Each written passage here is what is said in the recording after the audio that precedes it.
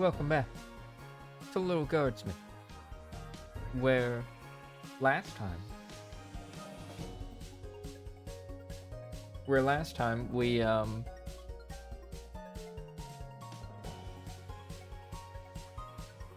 we're playing as Lil, taking over her dad's shifts at the local guard's house of the kingdom.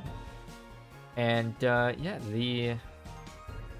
we are apparently quite competent at our job. We keep getting requested by like the town's council, basically ruling council, to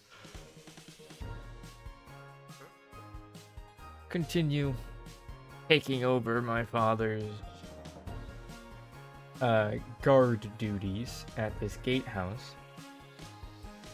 And we were on, I think, like the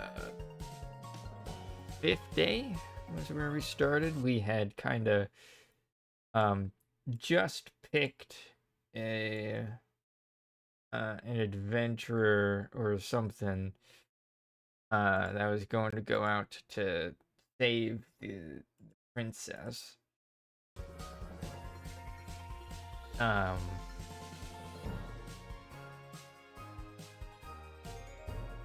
Because the Princess Desdemona went missing.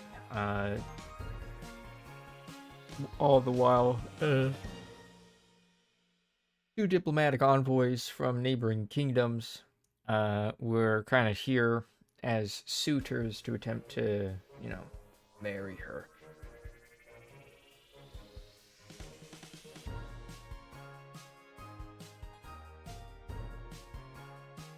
Getting like a encoding thing mentioning on OBS. It's worrying me. The princess has gone missing. We sent an adventurer, Articulous Flame Hands, out to go find her, though well, we know after the end of the last day, he's not gonna find her. He just secludes himself in his tower, pretending like he's searching for her, with his like summoned animals, and not really doing shit. But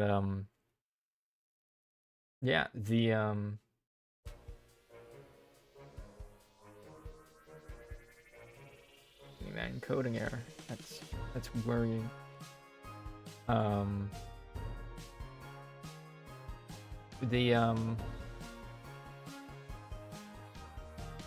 Because the other council members didn't like us picking Articulous Flame Hands, as he was sponsored by, I think, Councilwoman Ash. Lieutenant Stryker and Malcolm didn't quite like that, and so they're punishing Lil with night guard duty. We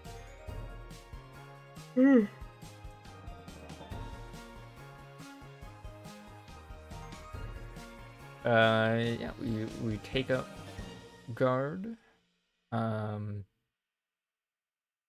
able to kind of spend the day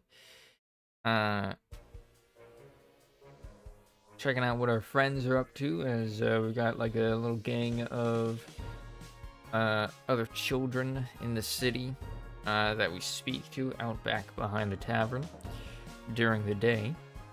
And they comment on the fact that, like, we have a job,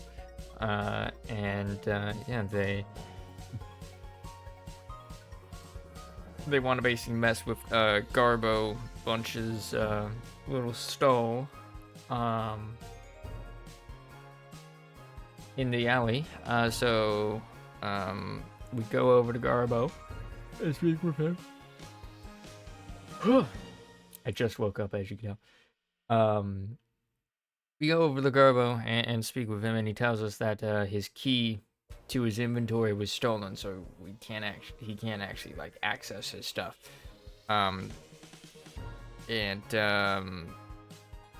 tells us that like one of the three kids definitely stole it. So we go over, question them,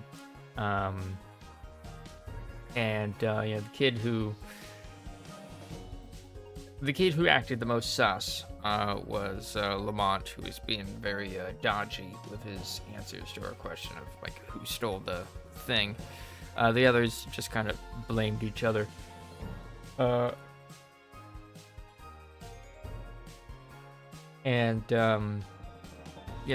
we were like, Lamont, hand over the key, and they ran, but Lamont dropped the key, and we returned it to Garbo.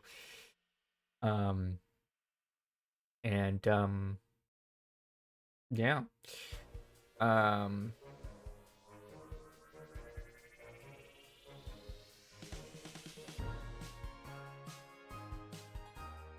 After that, I can't remember if there was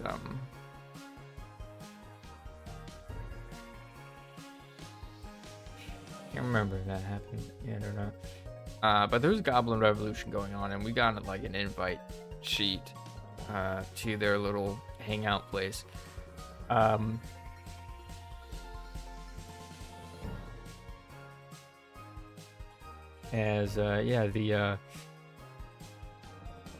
like yawning so much. Holy shit, I'm tired. My brain is booting up.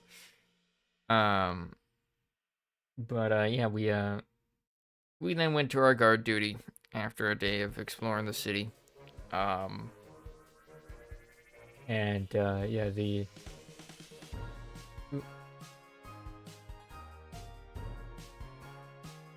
We kind of went to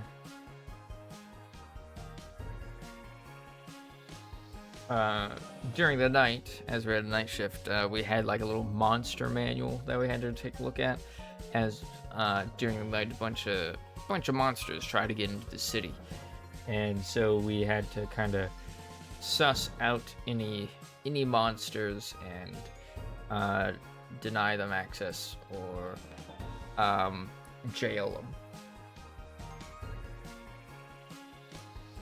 So we met a Count Von Pyre, who was very obviously a vampire. We had him count grains. He got very excited about counting the grains, so he went off to go count those. A werewolf showed up, asking to be imprisoned before he fully turns into a werewolf, which we acquiesced to, sent him to prison. Old Lady Abernathy showed up and was acting all weird, so we suspected her of being a shapeshifter and denied her access. Didn't even recognize her award-winning sweet rolls or whatever. Hieronius, the necromancer, showed up again trying to get into the city, but we denied him again because he had like some powerful, ominous artifact on his person. And then we met my favorite dude, who was a scary tree monster coming to bash the people of the city, when we told him like, what if you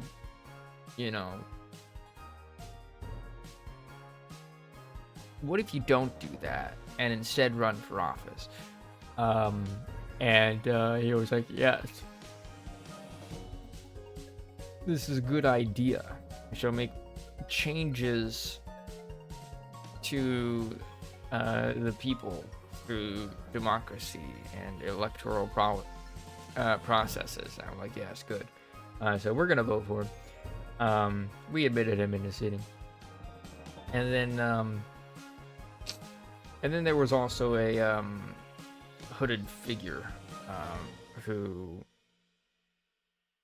we like scanned with an X-ray device and found she had like a special locket or something, and after kind of calling up the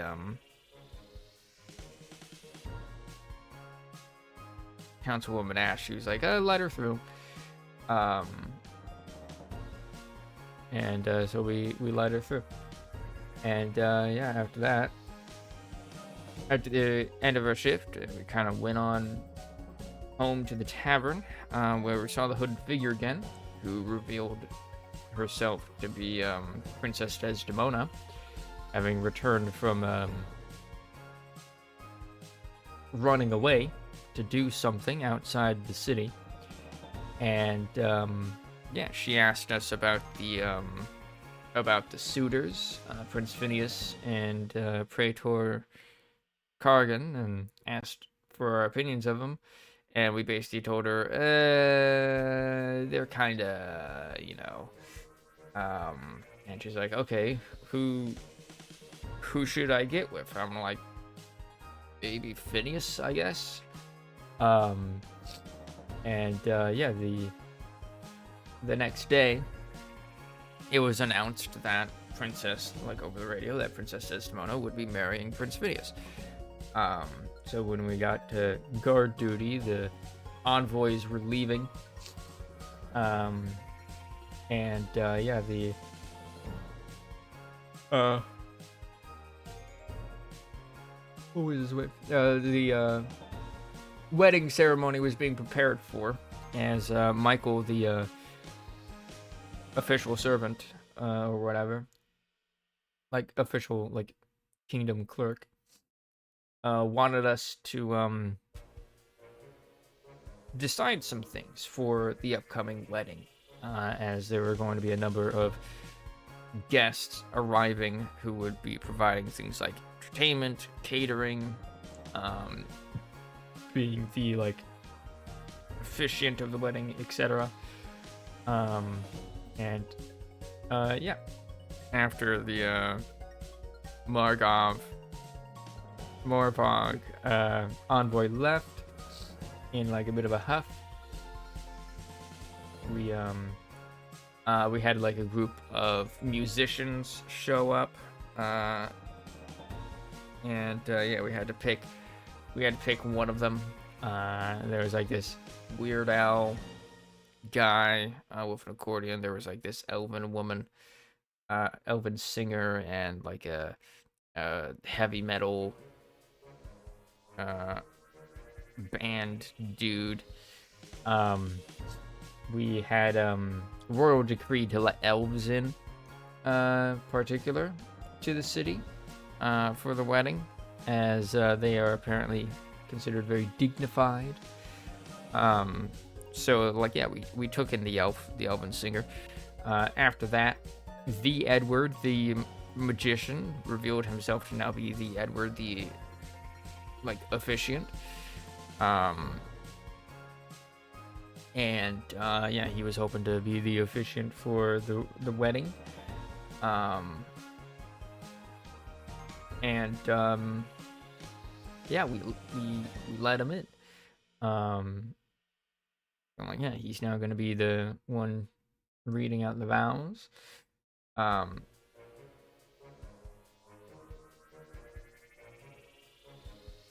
After that, I think was like a group of like interior decorators or something for the thing. We chose this elven woman who seemed like she had fanciful tastes. Then I think Atticus or Articulus Flamehand showed up, as he wanted to deliver a letter that was like written in a cipher, and we used our decoder ring to reveal what it said. And that apparently set Mr. Flamehands off, as he's like, oh god, I was about to send a evil nefarious letter somewhere. And so he ran off, not really telling us what was happening. And yeah, then after that, a group of caterers arrived. We picked this very boring professional group of caterers. After that, a little goblin showed up. We weren't supposed to allow any goblins in, but the guy seemed pretty chill. And so we called up Malcolm, and yeah, this guy Chuck, he was kind of like, I am a citizen. He's like, I am a citizen of the kingdom, and I am allowed into this city. And, like, basically kept repeating that. So he called up Malcolm and said, like, hey, I want to let this goblin in, but I'll have to pay a fee if I do so. Could you cover that? And Malcolm was like, yeah. So we let the gobbo in. And then after that, I think a lady with a ice statue for the wedding arrived, so we let her in as well pretty quickly. Yes, it was now at this point that Chuck gave us the invitation to the goblin hideout. And we learned about the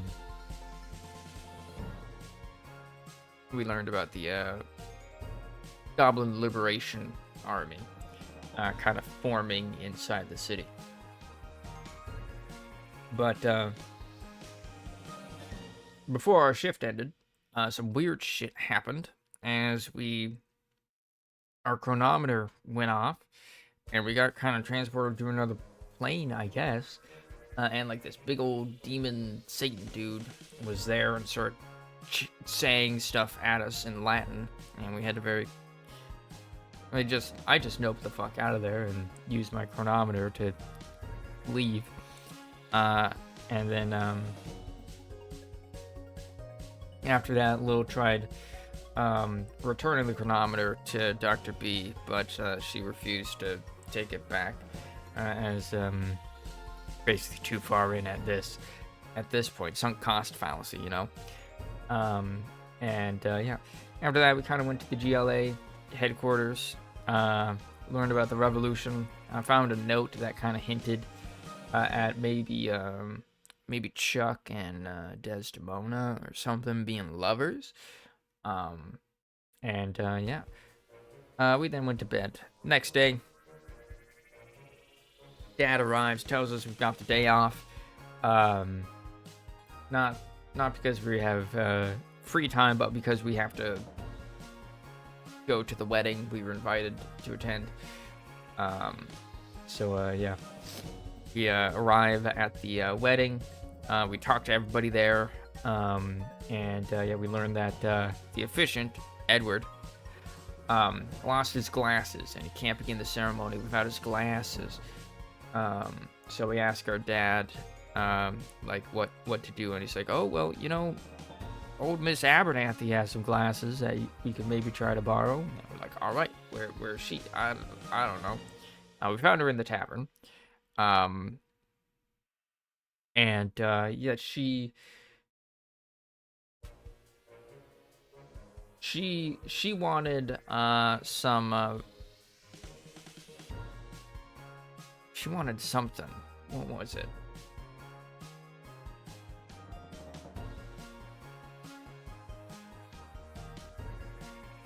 She wanted some food. That's what it was. She wanted some food in exchange from like the wedding ceremony, in exchange for her glasses. So we had to go back to the palace. We talked to the caterer, and we were allowed to take some food.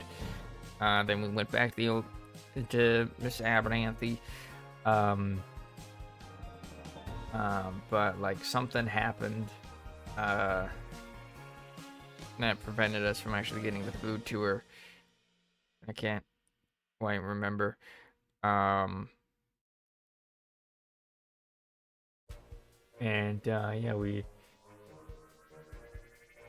We returned to Miss Abernathy, and it's like, well, we couldn't get the food for you. Could we do something else? And she's like, well, I could really use a drink, I guess. I'm like, oh, I've got one. So we kind of gave her this Petrarian Fizzy, I believe it was called, bottle of alcohol, and she was like, oh, thank you, and gave us her glasses. We still went around the rest of the town just to see what was going on. Not much, basically. We returned to the palace, talked to Edward, told him, or gave him his glasses, and we then observed the wedding ceremony.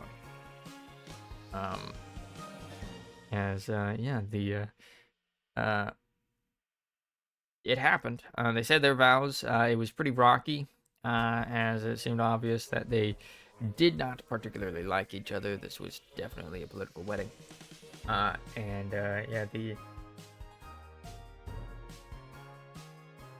um went to the end of it, just kept listening, and we got a game over. So we after Edward called for like, are there any objections? Right? We were like, okay, say nothing. And then that led to a game over screen. So apparently we weren't supposed to do that. Yeah, then we objected. But before Lil could say anything, Chuck, the goblin from the GLA, arrives, pronounces his love for Princess Desdemona,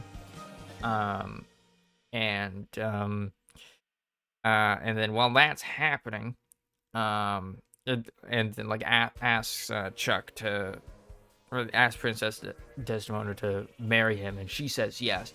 And then as that's happening, a fucking arrow crashes through the window, with a note on it, which is a declaration of war from the Kingdom of Marvog.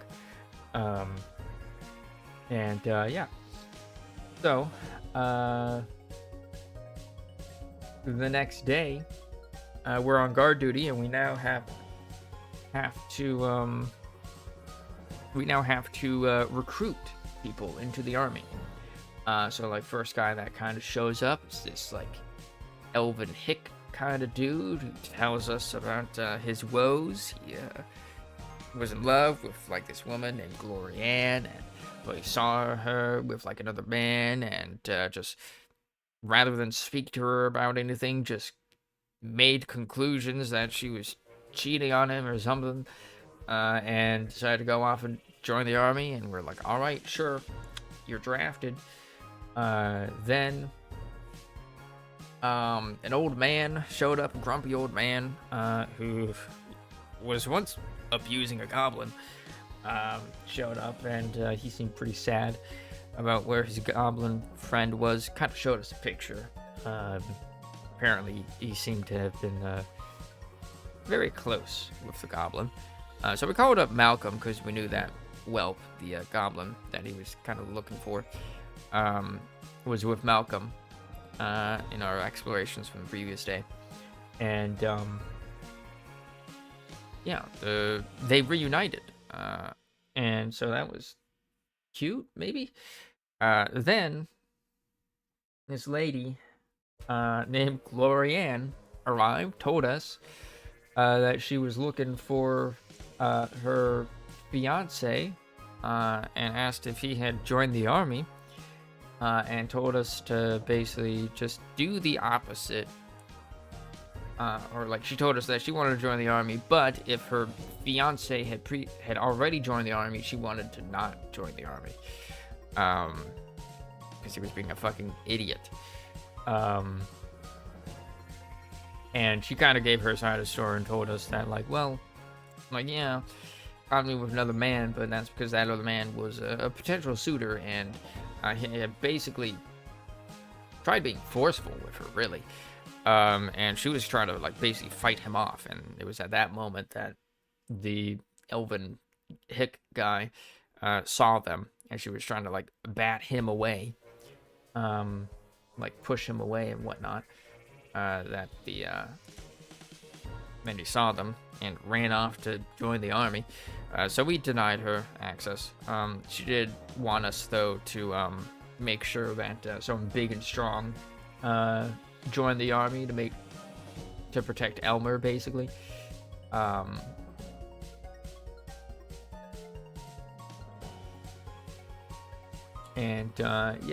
after that, the cat mourners, the Duchess of Scarborough arrived, with their like with her entourage.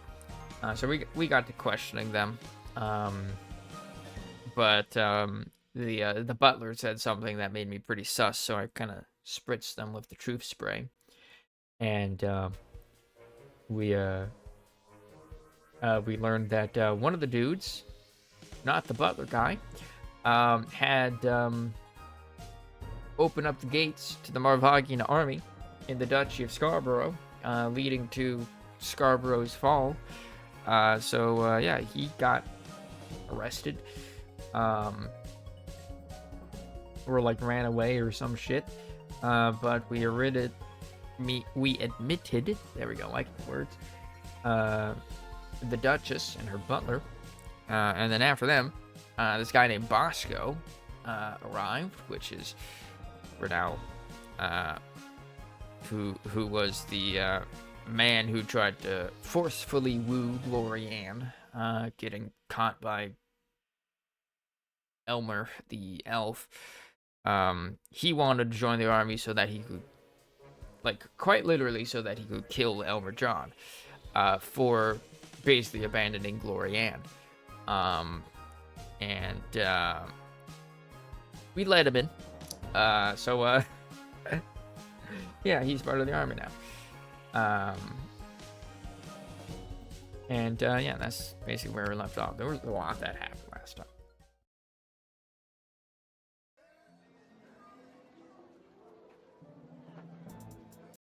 Losing some frames.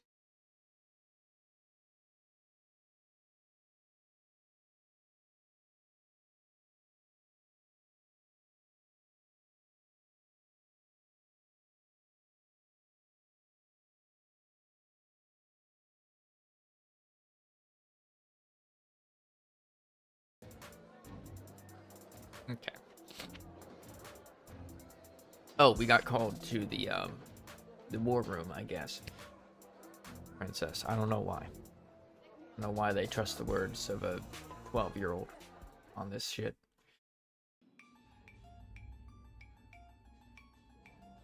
Spala. Which is exactly why we must start using them immediately. What? Zombie army? The risk is too great. We need more time to study the long-term repercussions. A luxury we can ill afford.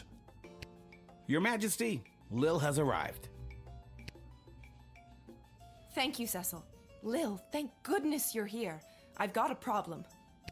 You have an opportunity, Your Highness. Whatever he's selling, don't buy him.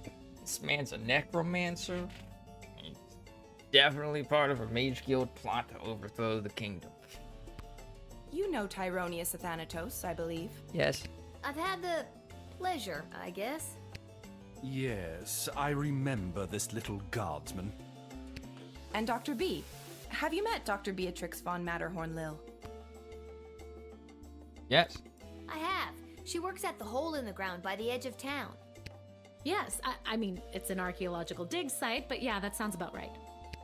Yeah, she's the one who gave me the chronometer 3000 on my first day. Ah, so she does have access to power crystal technology. I might have known. I mean, I haven't really been using Lil it. has had access to power crystal technology this whole time? Maybe it's not as dangerous as we imagined. She seems fine. We don't know that. It's still too early. There was a whole demon thing that happened. How long can we wait? How many brave soldiers of the Sprawl must give their lives before we use the tools we have available? Let me fill you in on what's going on here. The Mages Guild feels that if they had access to power crystals, they could hold back the enemy and maybe even win the war outright. No. No. Nope. Okay, so why don't they go buy some? I know a guy in an alley. You know what? I'm gonna stop there. It's starting to sound weird. They want all the crystals. Access to every dig site and existing stockpile in order to amplify their power. Oh, hell nah. The good doctor could simply give us the blueprints. Or better yet, the working model the child has in her possession. This would allow our research to flourish in no time. Dr. Beatrix feels that there are too many unknown variables to use it safely on a larger scale. The Mages Guild is and always has been reckless. There's no way I'm handing my research over to you. Not until I see the full effects on my human test guinea pig here. Yeah. Wait, what? We both knew what this was. Well, I mean, Lil, it's true. you've been using power crystals at the guard shed. What do you think? Are they too dangerous? Oh, big time, yeah. Like, we literally got sent to an alternate dimension where there was a demon. Who I think was I'm pretty sure, was going to kill us.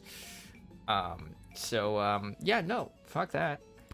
They are way too dangerous. I use the chronometer 3000 under very specific circumstances. You start manipulating time out there in the everyday world, who knows where it could lead? Spoken like a scientist. Do you have a master's degree? How many times do I have to tell you people? I'm 12. Thank you for your counsel. I always appreciate having multiple opinions when it comes to big decisions. I have made up my mind. I don't know why I'm Dr. one of B your will advisors. continue I'm to a child. oversee Lil's progress with the chronometer 3000, and it will stay out of the hands of the Mages Guild until we can be certain that it is safe to use in this war. Then at least allow the guild access to the Crystal Reserve for the sake of the Sprawl's future. For the time being, the reserve shall remain under my control. For the time being. My decision is final, Tyronius. You will find that I am not as easily swayed by you as my father was. Oh. We can just leave now? There's Fireball Canyon, Calidor, and of course Petrard, Barvog and the Sprawl, smack dab in the middle. Which one's which? So. Thanks for your insight, Lil. I'm sorry to keep putting you in this position. It's all good. What's up, Chuck? I'm just here to support my lady love. This choice has been eating her up inside. It's an important decision, and I want to do anything I can to help. I think she made a good choice. With you, I mean. Oh. Why the princess listens to you, I will never understand. I don't fucking know, dude. It's like you're the only two people in the Dead Mums Club. My mother's terrible. That should count for something. Hopefully your words will not sway Desdemona on future matters. I'm glad calmer that. heads prevailed. At least for now. What this? This looks like the machine at the dig site. Wonder if it's good. Got any good games on it? Oh, hell yeah. That's the pertinent questions. Hey, Cecil. Hey, you spoke well today, Lil. Thanks. One more message for you today. I was instructed to tell you to head over to Malcolm's to meet the advisors. Good luck. Oh, man. Oh, man. One more message for you.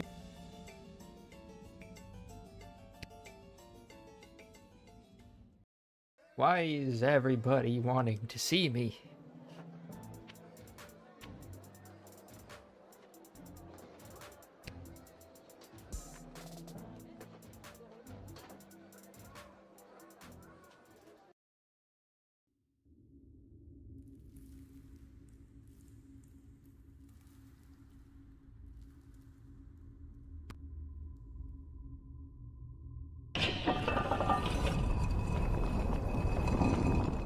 What I don't understand is why would they have summoned her to a meeting without us there? Where's the fun in that?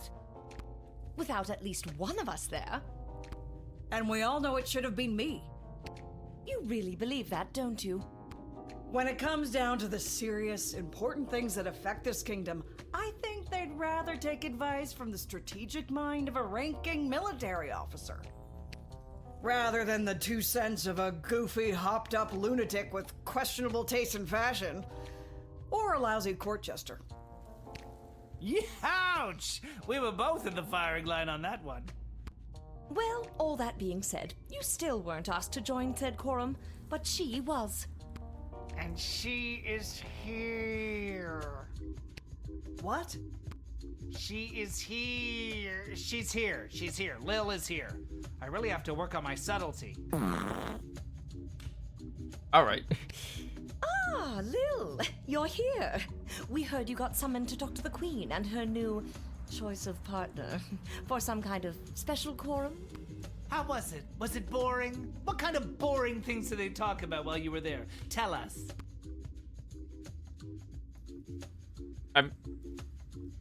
I'm inclined to say sure. I mean, like they're literally the leadership of the city. They should probably know what's up. Well, you guys are the royal advisors. I think it's probably okay to loop you in. Go ahead, soldier. Well, that mage guy Tyronius was there trying to convince the queen to use my chronometer 3000 to help win the war. Wait, your what? My chronometer 3000. This thing. I was given it ages ago to rewind time at the guard shed and make sure only the right people got into the sprawl. I knew something didn't add up. This is interesting intelligence, Lil. Anyways, Dr. B was there. Snore.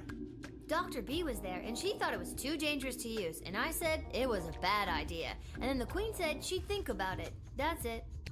Thank you for that briefing, soldier. This could impact our military strategy immensely. Not to mention the implications for my spies. And I'm Malcolm. Yeah, Can you I are. go now? You're dismissed. Just 2 very quick meetings.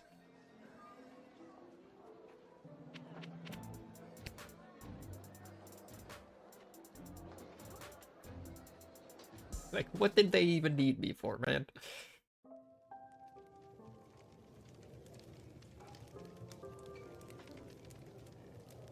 Lil, how goes the Battle of the Southern Gate? Same old. How are things around here holding up? Great. Business is better than ever. Something about war and the idea of impending doom really gets people out to the bar. Yeah, that makes sense. That's good?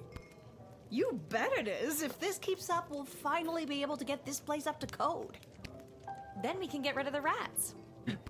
We don't have rats. I mean, we do, but technically they have us. Turns out they own the building and we just rent from them. But if we make enough money, we can buy out from under them. As far as landlords go, they aren't the worst. I could do without all the hissing. Hey, that reminds me. Lil, you got a letter in the mail. Why am I getting so many letters? How did that Never mind. A letter? From who? From Hamish. A letter from Dad? Gimme! What'd it say? Hey, Sweet Pea. How's everything back home? I'm doing okay here. I've gotten to know a lot of the guys. Then when they don't come back from battle, I get the chance to get to know a few more. I miss you. I know you might be scared right now, but don't be. It'll take tougher stuff than this little war to do in your old dad. Please let me know that you're all right. Or even if you're not. I need to hear how you're doing. I love you, Lil. I love you, Lil. Oh. Dad. Love you too, Dad. But what should I write back to him? If I tell him things are tough here, he might worry and get distracted in battle. But if I tell him I'm doing well, he might feel like I don't need him and then get distracted in battle. He's easily distracted. Oh boy, neither answer seems right. Are you talking to me? No.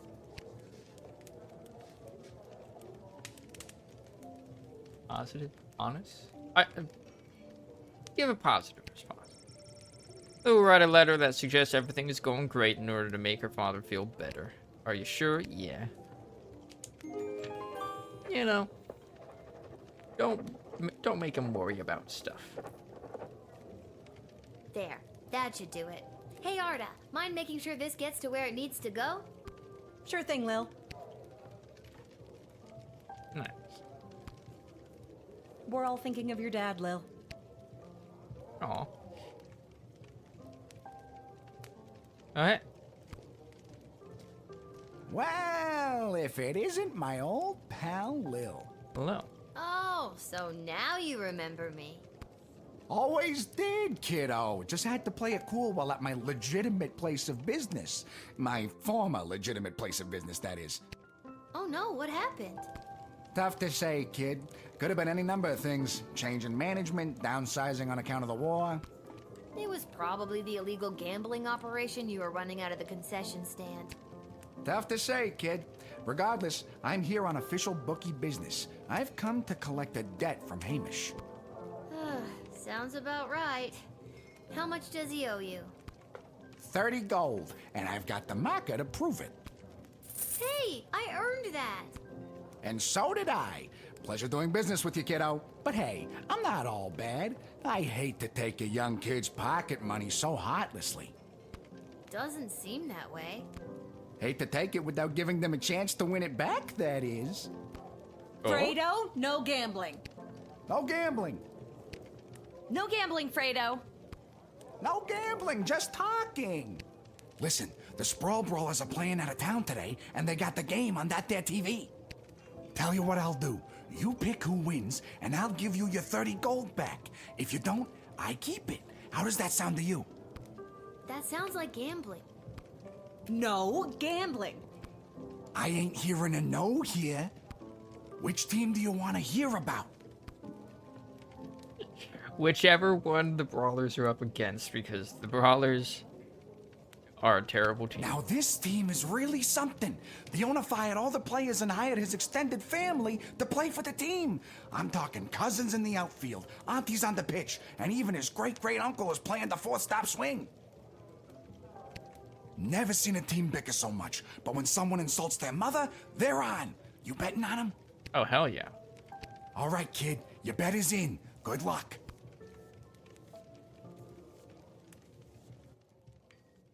I bet Brawlers fans are sure wishing their star players weren't cannon fodder for an enemy army right about now.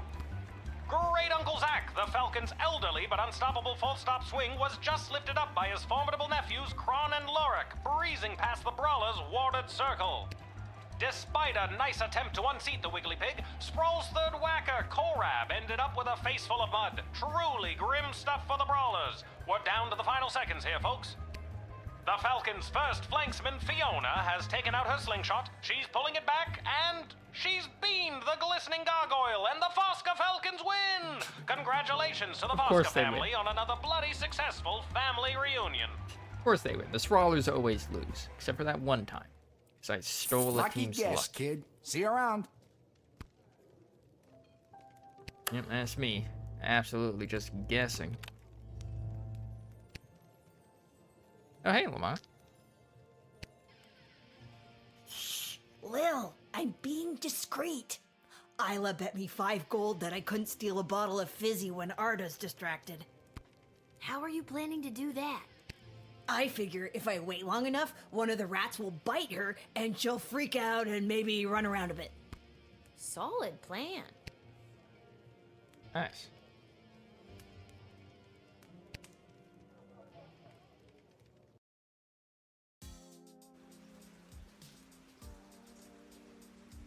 Oh, it's raining.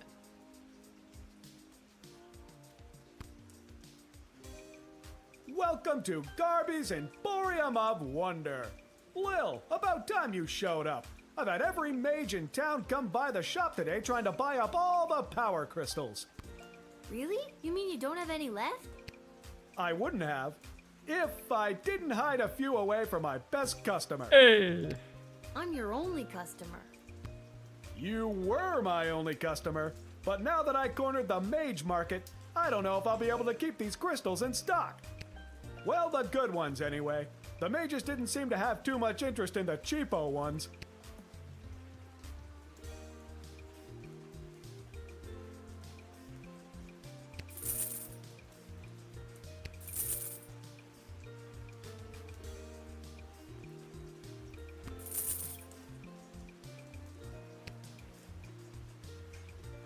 Right.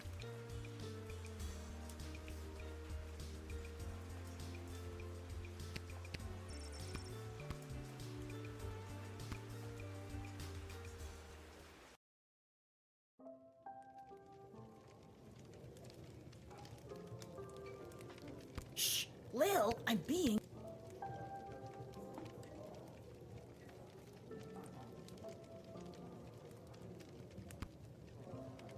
We're all thinking of your dad, Lil.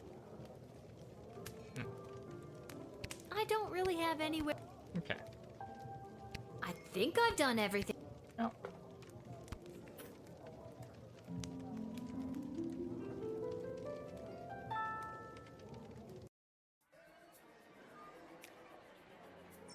All right.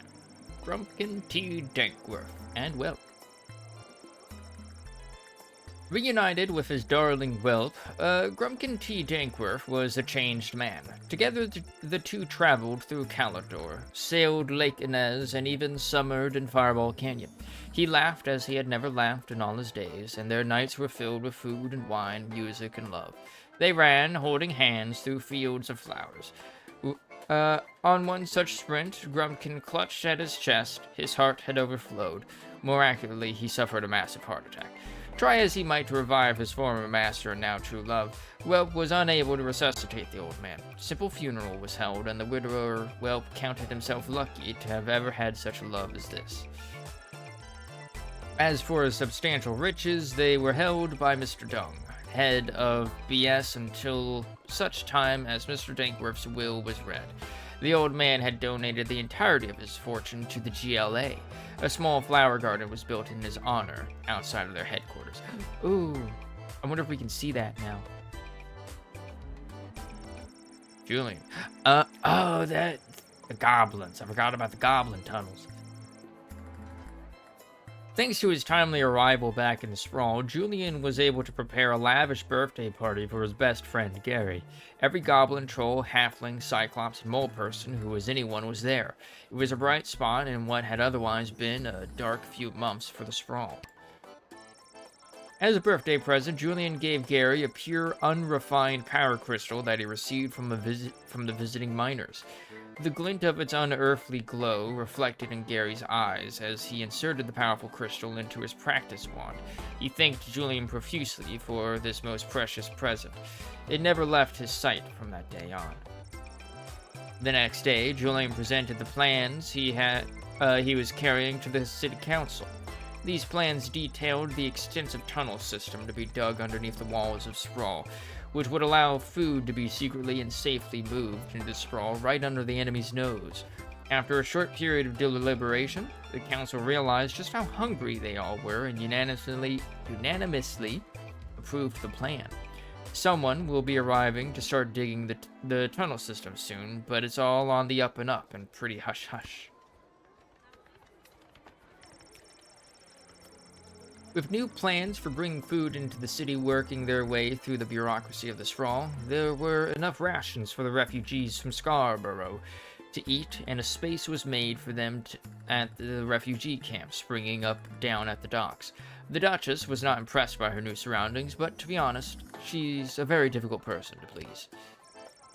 Swift justice was visited upon the traitor who lowered the drawbridge of Castle Scarborough in the middle of the night, allowing the enemy to enter and take control of the duchy.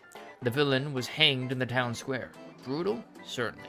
But this is war, and it's better to be safe than sorry. Plus, it made for a fine day's entertainment, as there are no video games in the sprawl to keep people amused. Yeah? Bleep bloop, wartime Lil. Oh. What the fuck is this?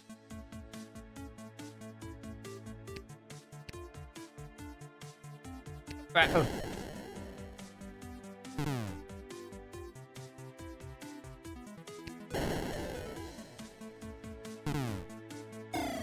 Hey! That's Bosco. That's my guy. Sprawl victorious. The garrison stationed at the Sprawl's secret western food depot successfully repelled the invading Marvog forces. The Sprawl's reserve food stores are safe from the enemy's greedy hands and empty stomachs. After briefly endeavoring to smash Elmer's head like a jug, Bosco shockingly found common ground with his neighbor, and he and Elmer buried the hatchet and became brothers in arms. I knew it. Their teamwork during the battle became a thing of legend, and together they saved many lives. They each received an official Sprawlian medal for guts and moxie. Hell yeah. Hell yeah, brothers. Bleep bloop. I don't know what the achievement was. Probably winning the battle. The highest levels of brutality ever recorded, with the pointless bloodshed sure to scar the psyche of all those involved for years to come. Yeah? Haunting words from one of the survivors of last night's charity bake sale at the Garden District's Haven for the Elderly. And now, news from the war. Of course. The battle for the Western Food Reserve Grotto was successful. Nice. That is the only detail I have to report. And now, more exclusive audio from what has been dubbed the Goodies for Geezers Bake Sale Massacre.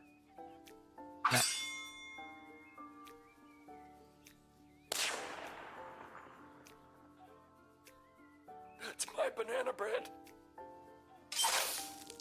Sword fighting? What was that? Speak up. Sound of a tank bursting through the wall? What?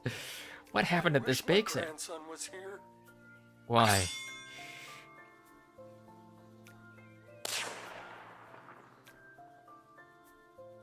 That's my banana bread. Turn that off. Alright.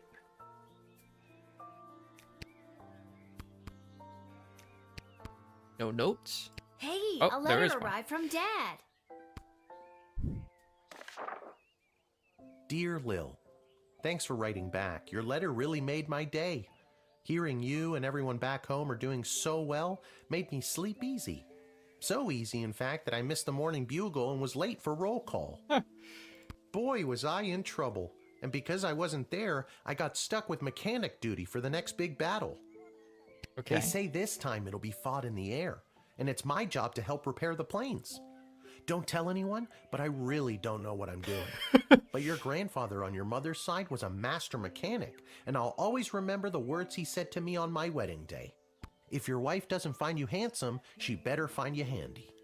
So I guess if I investigate each aircraft that comes my way, I'm sure I'll find something to fix, and then help win the battle.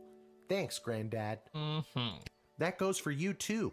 If you draft any would-be airmen, make sure there isn't anything on their end that needs fixing first. Okay. Anyways, I better go. Draw me a line again, will ya? But this time, maybe don't write such good news. If I get in trouble one more time, who knows what'll happen? Sincerely, Dad. So I guess the next letter I write, I'm gonna have to write it honestly, rather than positively. I'm so glad he's okay. I'll write him another letter tonight.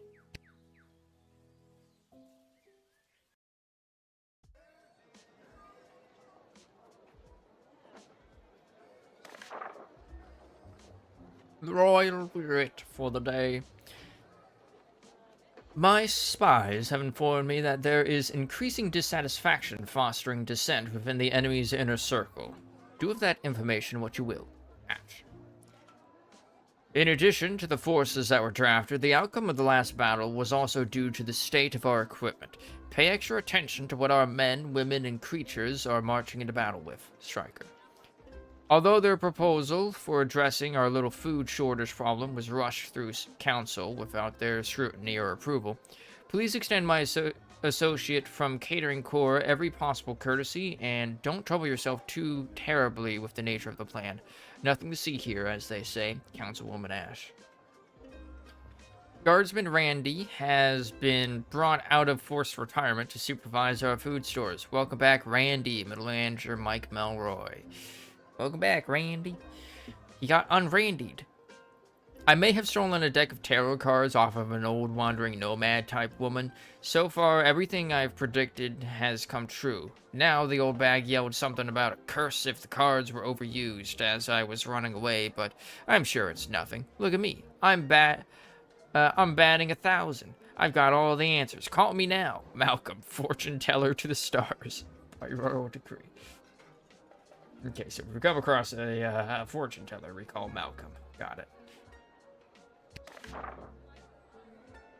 Like a wizard or something. Right.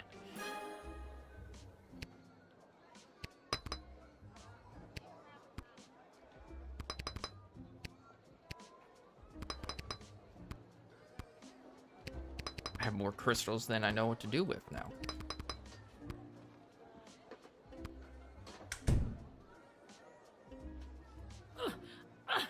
Unhand me, you fools! I must be granted entry immediately!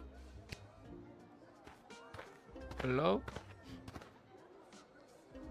I come with a message for your Queen of the Sprawl. In her mercy, Praetor Kargan has sent me to offer terms of your immediate and unconditional surrender. If you knew the Praetor, you would be shocked that she has extended this incredible generosity to your flabby, weak people. Because you're losing, isn't it?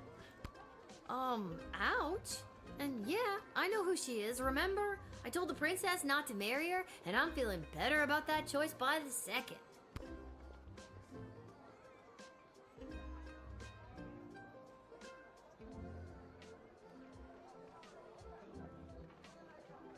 Alright.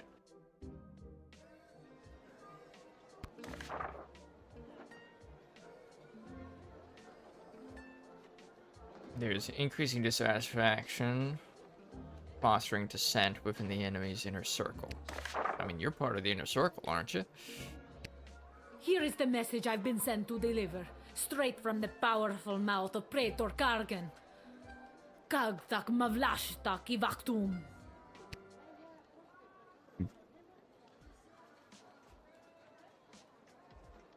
That'd be true. I surrender, I surrender. Kapla! Victory for Marvag! Sorry. Actually, my surrendering doesn't do too much. I'm 12 and I work in the shed. You need to get Queen Desdemona to surrender. But if it were me, surrendering all the way.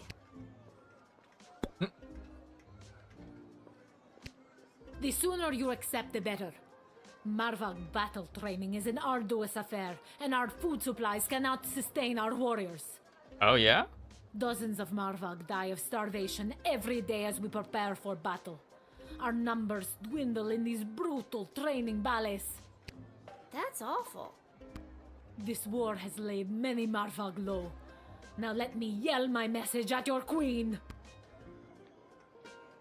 But this is terrible. Your people are literally starving themselves to death to perpetuate a war based on your boss not marrying somebody who didn't want to marry her? That sucks. It does suck. Sucks hard. To be honest, not all of Marvag is pleased with this war. Oh? Oh? Oh, we need to get us so much fucking information out of you. Fine! It is my intention to divulge battle plans I have been made privy to Queen Desdemona in exchange for food for my people. We are starving, and if this sprawl can help us, I will help you end this conflict. Let's fucking go. Whoa, sounds like somebody's defected. That's the word! It's been on the tip of my tongue this whole time. In Marvag we say Chechu, or you have stabbed my trust in the heart. But here you say defect. Yes, I wish to Chechu the Praetor for this petty war. Let's fucking go. Alright, you're in. Get in there.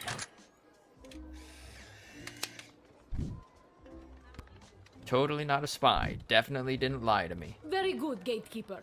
I hope that this exchange of food for my people, for information about our military strategy, will help put an end to the bloodshed of this war and lead to much more glorious bloodshed in the future. Weird thing to hope for, but hey, you do you. Barbarians, man. Having heard their true intentions, you let them in. Now it's up to the queen and other people above your pay grade.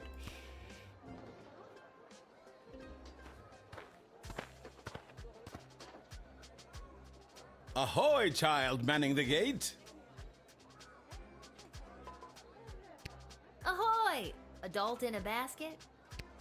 Ha ha! I like your spirit. I am here to enlist in Her Majesty's Air Force. There's something.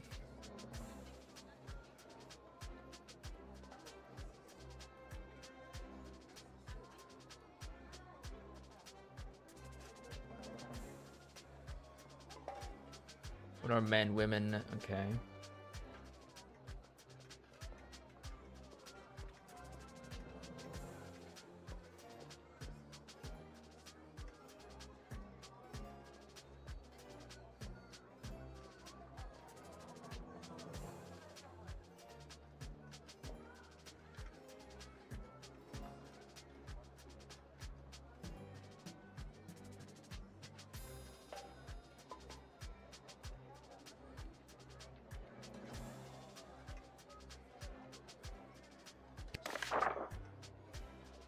Okay.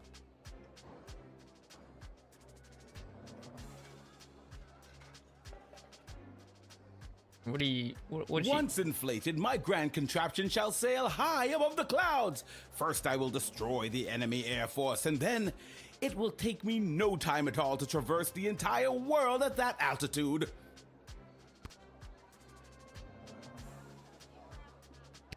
So how does this grand contraption of yours work anyway?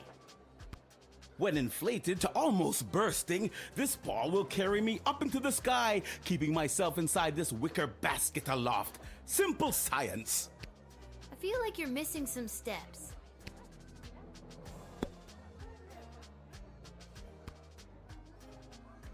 Malcolm, give me your fortune. Ah, let me consult the tarot deck for you. I've pulled the Sun card. Just like the tail of Icarus, this clown may fly too close to it and burn up.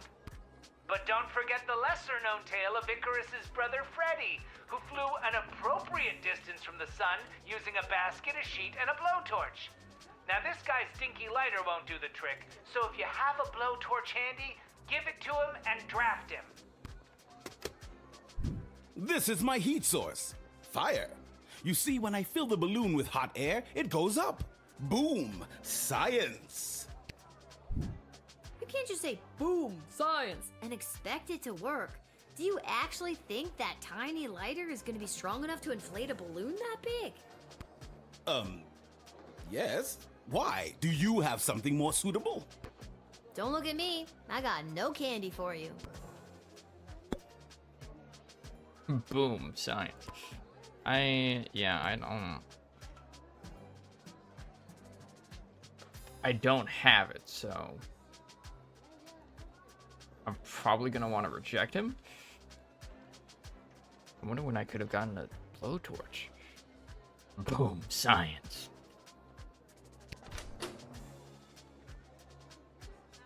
Huh.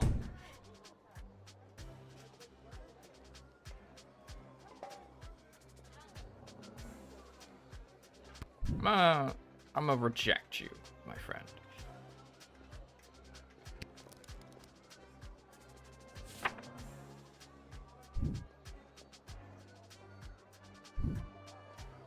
Alas, now I will never prove myself to those bastards at the Royal Academy Club who doubted me.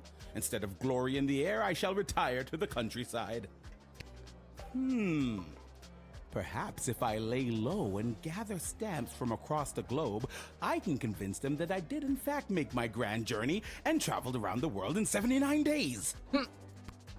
Good luck on your weird side quest. Good luck, buddy.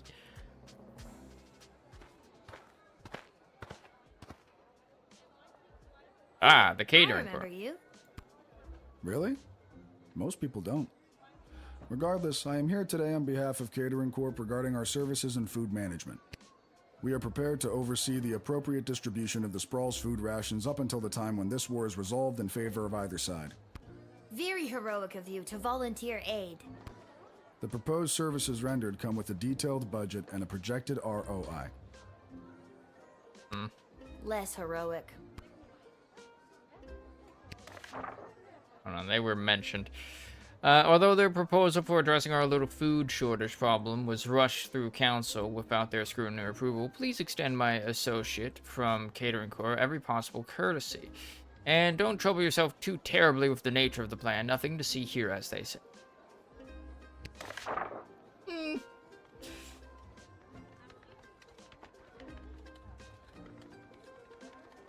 Malcolm, what do the cards say? Speak to me. Let's consult the old tarot cards. Looks like we pulled the guy being hung upside down from a tree card. But he's covered in barbecue sauce, and there are a bunch of penguins around him. Oh no. Sounds like your guy and his group of flightless aquatic birds are hiding something pretty twisted. Something tells me don't let him in. Alright, you heard the guy.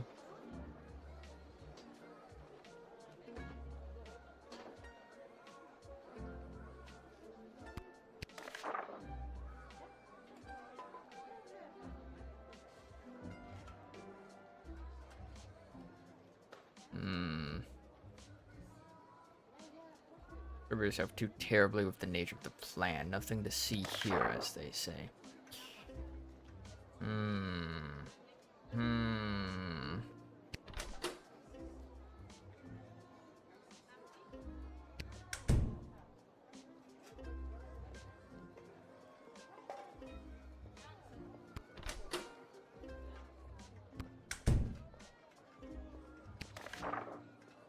Like maybe I gotta hit him with the truth spray.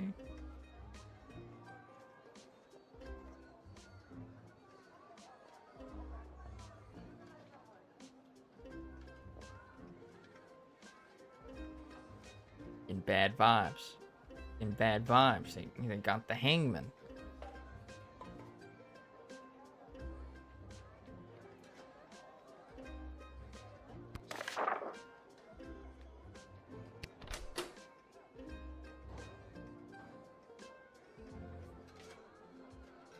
I don't see how the whip would help. Extra metal detector, maybe not. No indication that he's got any. Hey, buddy. It has come to our attention that the food rations are being severely mismanaged. If this trend is allowed to continue, the Sprawl will be completely out of food in a week.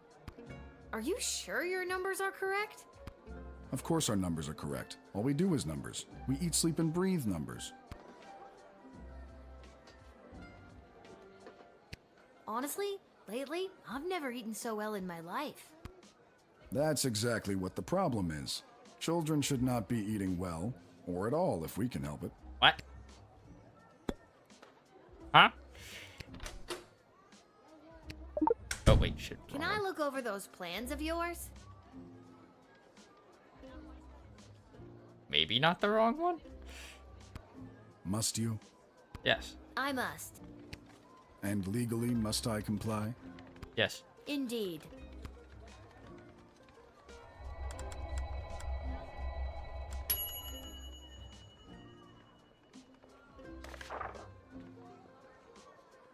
Item 1. All individuals above the weight of 71.6 kilograms will be allowed a single 14.7 gram ration of Soylent Beige nutrient bars per day. Item 2. Anyone below 71.6 kilograms will be restricted to food scraps or edible waste, either bagged or foraged. Item 3. Individuals below 71.6 kilograms who succumb to hunger will be collected and repurposed into said Soylent Beige nutrient bars in order to sufficiently feed the remaining individuals above the weight of 71.6 kilograms. Holy shit. Collected and repurposed into Soylent Beige nutrient bars?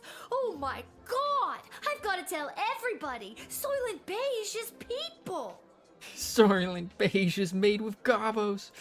Not just people. It could be goblins or ogres as well. Alright, buddy. You're getting fucking rejected. You're going to fucking jail, buddy. I forgot about the jail one until I looked at it. Get in there, you fucking so cannibal. I definitely have to send you to jail, knowing what I now know. No, you don't. Listen, when Soylent Beige hits the streets, it's going to be in short supply, initiating riots. We can make sure you and your family are well stocked for the future. No, I don't want to eat nutrient bars made out of people. Again, not exclusively people. We're open to all creatures. Just no.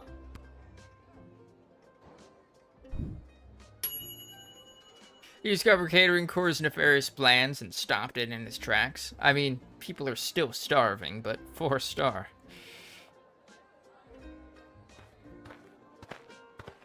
Soylent Green.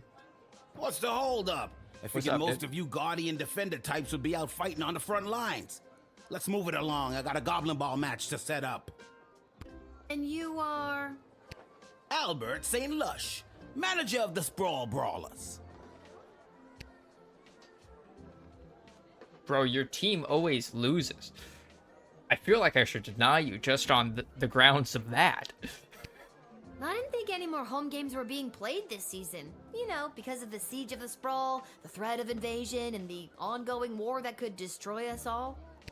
Yeah. Let me in and I'll make sure we get one last game. But we keep losing. Boy, mister, I'm sure glad that you've got your priorities straight. She's talking sense all of a sudden. I was being very sarcastic. I can't believe you didn't pick up on that. Okay, I've gotta know. How are you gonna field a team for a Goblin Ball match? Most of the choice players from the Sprawl Brawlers are out fighting on the front, protecting the innocent, blah, blah, blah. Yeah? My plan is grab the best looking prospects from whoever we've got defending the walls, load them up with, how do I say, confidence, and put the team together. Easy peasy. What? You think that the best of the rest from the Sprawl could really go toe-to-toe with a proper Goblin Ball team? Absolutely. And just between you and me, I think there's a chance we Audio may have the better died team. for a second there. Wink. You didn't actually wink, you know. You just yelled the word wink. Or did I? Wink. Yeah, you did. Twice.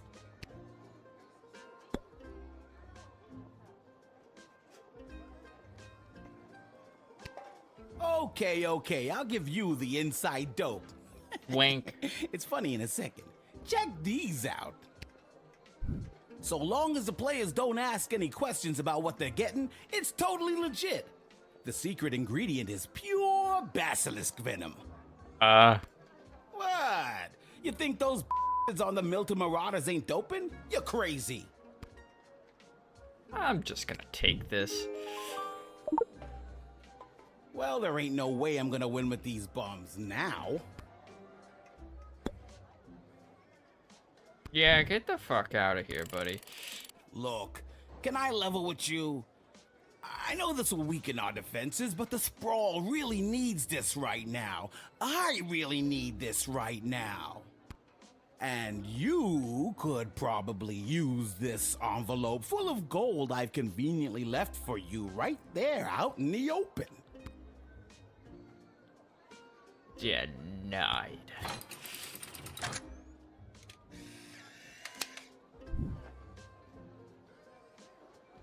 Get out of here, capitalist. You never did like Goblin Ball, did you? No, but I'm good at guessing which team wins, and it's never our team. Honestly, not really. But my dad sure does. Well, he's probably very disappointed in you right now. Good day. Whatever, man. Alright. I got called down for dinner, so we're gonna take a break. Boop. Boop. I am back. I had mashed potatoes, green beans, and meatloaf for dinner. It was really good. Here we go. Albert. It was absolutely the right thing for the Sprawls spread thin resources, but now there won't be a Goblin Ball game. And where's the fun in that? You will not be able to visit the arena. I mean, honestly, the illegal gambling guy got fired anyways, so, like, you know.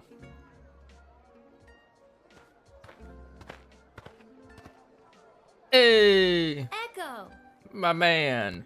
Echo! Oh my god, what a lame joke. What is? That your name is Echo and... Echo! I hate myself. Malcolm, tell me, what do the prophecies say about Malcolm? Looks like the kid who calls me occasionally for advice needs some more advice. Yep. Tarot cards, don't fail me now. Wait, what's happening? I don't feel right. Everything's shaking. Oh no, is this the curse that old nomad woman warned me about? She said that if I use the cards too much, I'd turn into a... Oh God, Lil, the next time you see me, whatever you do, don't feed me small torn pieces of bread. I can't digest them and they'll bloat me, Lil. Oh, Mama!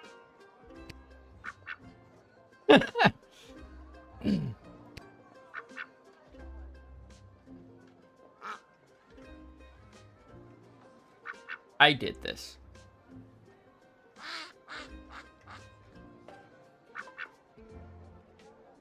Hey, at least he can go. He can join Dodger on the radio show. What's up, Echo? How you doing, want, buddy? Echo? And don't you dare say Echo again. All right, little sister. Chill out. You clearly don't have any of my peace blossom left. What are you doing here? The Mages Guild are all gathering in the sprawl to discuss our place in the war efforts. Been a long time since we've all been summoned together like this. Oh.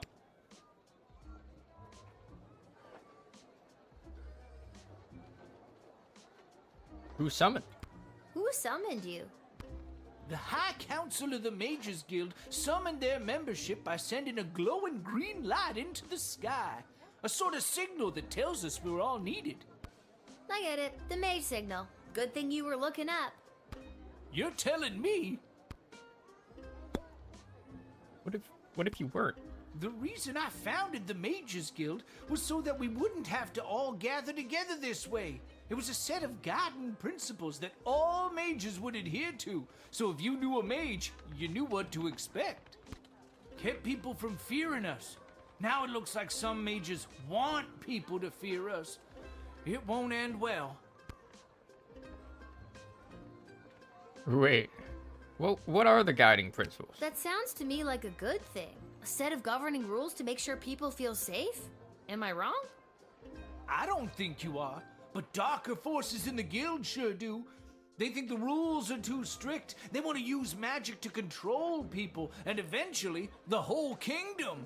Also, if we don't stop them, there could be a rift in the guild itself with mages on both sides.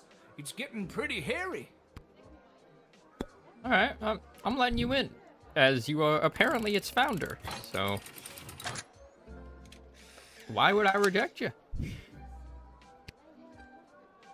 Seems like a bad thing. Thanks, Lil. I better get to the Mages Guild. But first, I may stop by the Twisted Sister and grab some grub. Man, have I got a case of the munchies. Rock on, little buddy. Rock on, Echo. That's my homie. 3 stars. He was here on official guild business. Sure, he's a stoner windbag, but he's good people. Oh, yeah.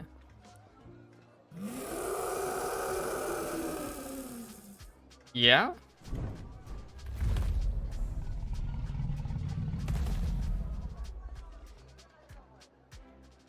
Whoa! Stand down, Peaches. It's all right. Heyo.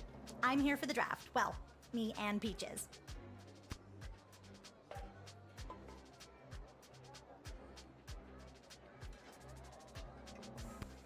You can communicate with Peaches. Uh-huh. She's really good at taking direction. Sometimes. I'm still getting the hang of it. Yeah?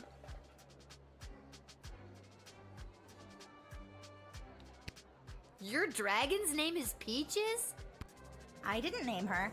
She chose it. Oh, good. Hey, Peaches! Your name sucks! Don't antagonize the dragon. Peaches roars with rage. I regret nothing! And so...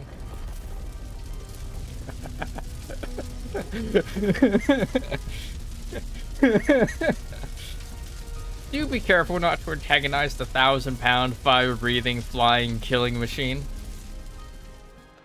Worth it.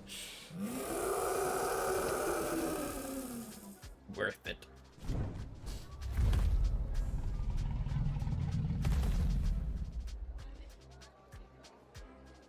Whoa! You can... Peaches. I trust that. That is so awesome! Yeah, you get used to it. It comes with the territory when you're a dragon rider. Yo? Oh my god! Can I be you?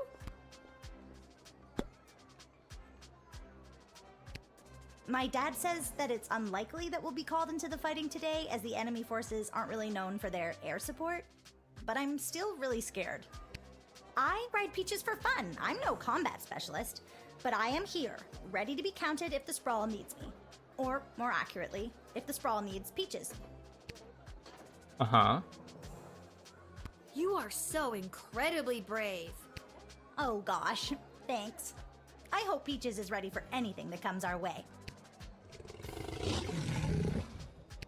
I know I'm nowhere near as good a rider as my dad, and I feel like I'm missing something. Oh well, I'm here and ready to go. Missing something, huh?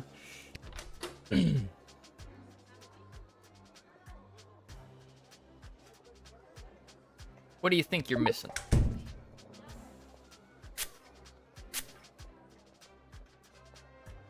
Me and Peaches are best friends. My favorite thing to do is pick flowers in our secret meadow while she frolics in her waterfall like a big, fire-breathing dog. But I know she's 2,300 pounds of flying death when she gets worked up, and I'm worried we haven't been training enough and that my dinky little tin whistle won't cut through the chaos of battle. I wish I had something with a bit more kick.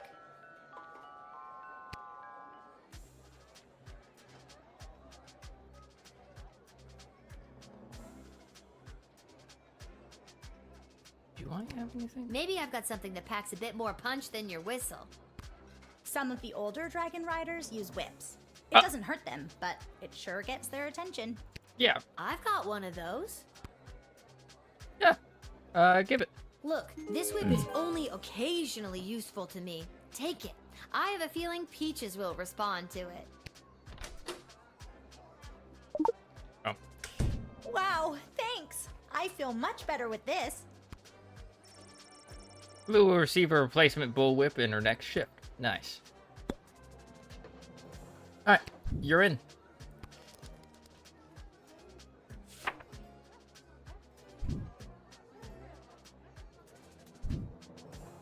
Alright, kid. I think you'll be a welcome addition to the Sprawl's forces. Really?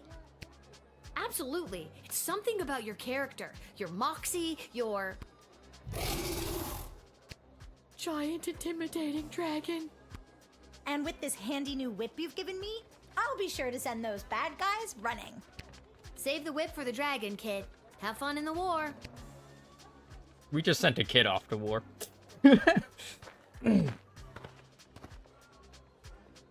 Attention. Yo, he's cheeked up. Second Lieutenant Wilbur Caboose Orville, reporting for duty. Hello. Are you talking to me? Ma'am, yes, ma'am. I have come from the training grounds at the GLA with the finest triplane that Goblin Engineering has to offer. Viva And la I am reporting Revolution. for duty to join Her Majesty's Royal Air Force. Hell yeah, brother. Alright.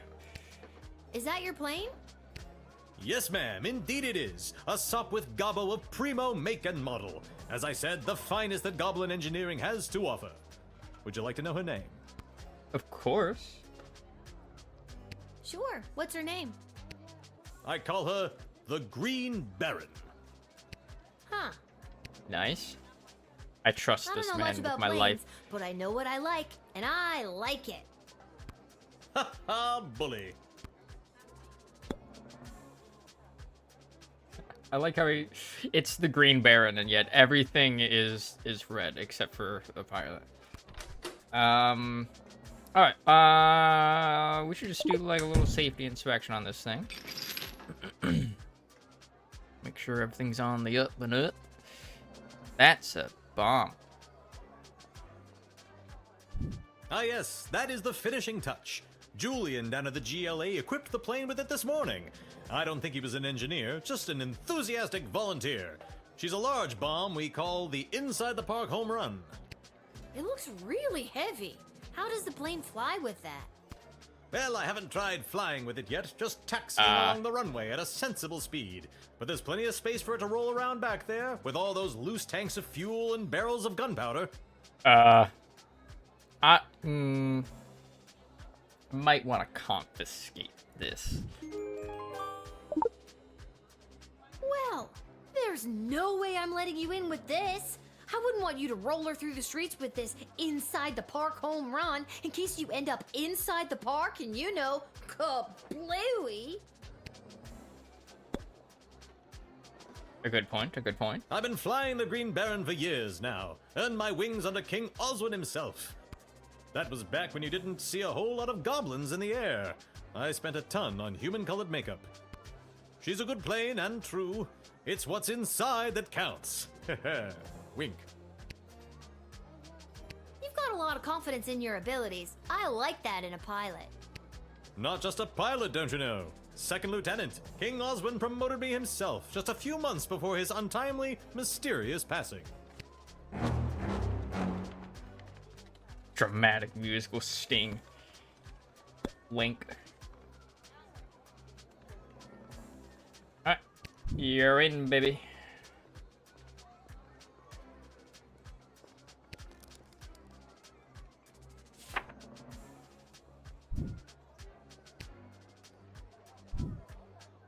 All right, Second Lieutenant. Head in and report for duty. But the bomb! How can I help win the war without my bomb? Trust me, I think it would have done more harm than good. That was the point! Just keep your eyes on the skies, flyboy. We just have a bomb now in our inventory. The phone is ringing. Moshi moshi. Go for Lil. Lil, Chuck here. I need you to get your butt down to the Goblin Liberation Army headquarters as soon as you can. Okay. What's up? What's up, Chuck? My wife, the princess, queen, still not used to that. She has me deploying various non-human agents, groups, and creatures to help with the war effort. And we've discovered a mole. Like a mole. Not like a mole person. Well, I guess it could be a mole person. We're really not sure at this point. Oh. Can you come down to the GLA headquarters and help me sort this out? Alright, be right there. I'll be there as soon as I'm done my shift. Thanks, Lil. I'm sure you can help us identify the traitor in our midst. Yep, sounds like something I'd be expected to do. Yep, that's me, Guardsman Lil. Oh, no more? Let's go. Due to your exceptional performance, you were paid 30 gold. Let's go. Having heard their true intentions, you let them in. Now it's up to the Queen and other people above your pay grade. Catering Corps. You discovered Catering Corps' nefarious plans and stopped it in its tracks. I mean, people are still starving, but 4 stars. Alright. Right on.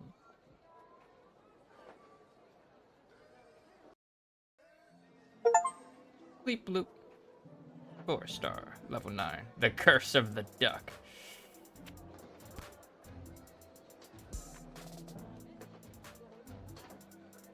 I got 2 bleep bloops. Hey. Lil, thanks for coming. Are you ready to help us whack-a-mole? What's the scoop so far? Yesterday, we captured an enemy spy who confessed that they were meeting with their informant, who is part of the GLA. But before we could get a name out of them, the spy chomped down on a poisoned tooth. We've gathered 6 suspects. One of them is definitely the traitor, but so far they're all sticking to their stories. Truth spray? Couldn't you just get a mage to put a spell on them? Or better yet, I could go get some truth spray from the shed and be done with this in a flash. Good thinking. But the guilty party could have built up a tolerance to truth sprays, or be in league with a corrupted wizard from the guild. Your deduction skills are the only method we can truly trust. Think you can help us out? Well, I have done this once before, but it was a low-stakes situation with my little friends. I guess I'll see what I can figure out. You can interact with each of them twice. They'll just repeat their stories after that. See if you can detect any inconsistencies about their whereabouts last night, and catch them at a lie.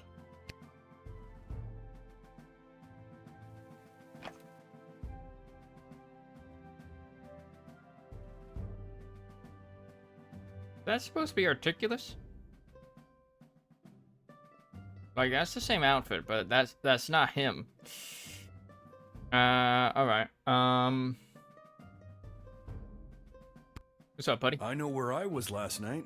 I was at the big game happening downtown, but I'm more concerned about the big guy to my right. right or my right? Have you ever met a troll you liked or even trusted? Something seems fishy about his story, if you ask me. That's racist.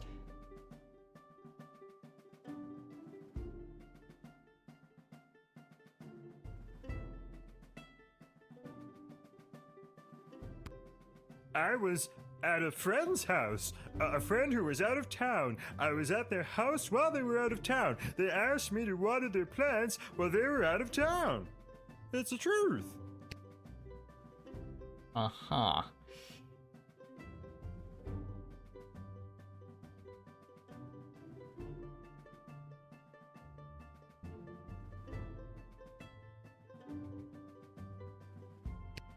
Listen, I know everyone's gonna think it was me because I'm a literal mole. But last night I was at a bar in Little Ogre Town watching the Goblin Ball game, I swear. I never miss a game, even when they're out of town, like they were last night. Makes sense, makes sense. Last night, I was here with Chuck organizing flyers for the war rally. You can ask him yourself, but if you're looking for a mole, look to my left. They're literally a mole. What more could you ask for? I was quietly meditating in my chambers last eve. The degrading acts of skulking in shadows you're picturing are obviously more in line with a creature half the honor of an elf. Someone like a halfling, perhaps? Racist. Last night I was attending my sister-in-law's cousin's nephew's birthday party. It was quiet down by the Goblin Bowl arena, with it being an away game and all, so I didn't see anyone on my way home.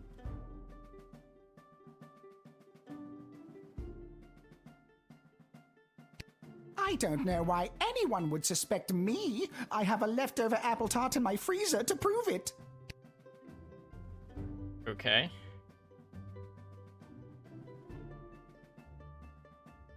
So, Lil, who is it? Who is the traitor? Not yet. I'm not sure. Give me a sec. You can question each of them twice, right? I told you, I was at the Goblin Ball Arena last night. I live around the corner from the stadium, so after the match I went straight home, no funny business. That contradicts what the halfling just said, because the halfling just said he didn't see anyone at the Goblin Ball Arena. I'd ask that elf. Hard to trust those uptight, pointy-eared snobs. They're half the size, therefore they're half as trustworthy. Stop wasting everyone's time, and accuse that suspicious-looking halfling already. Alright, you're at least consistent. Fine, I'll confess. I don't actually have any leftover apple tart in my freezer because I ate it on the way home. My sister-in-law's cousin's nephew's mother is a professional cook and I couldn't resist. Understandable. You should lock her up for the crime of making irresistible desserts.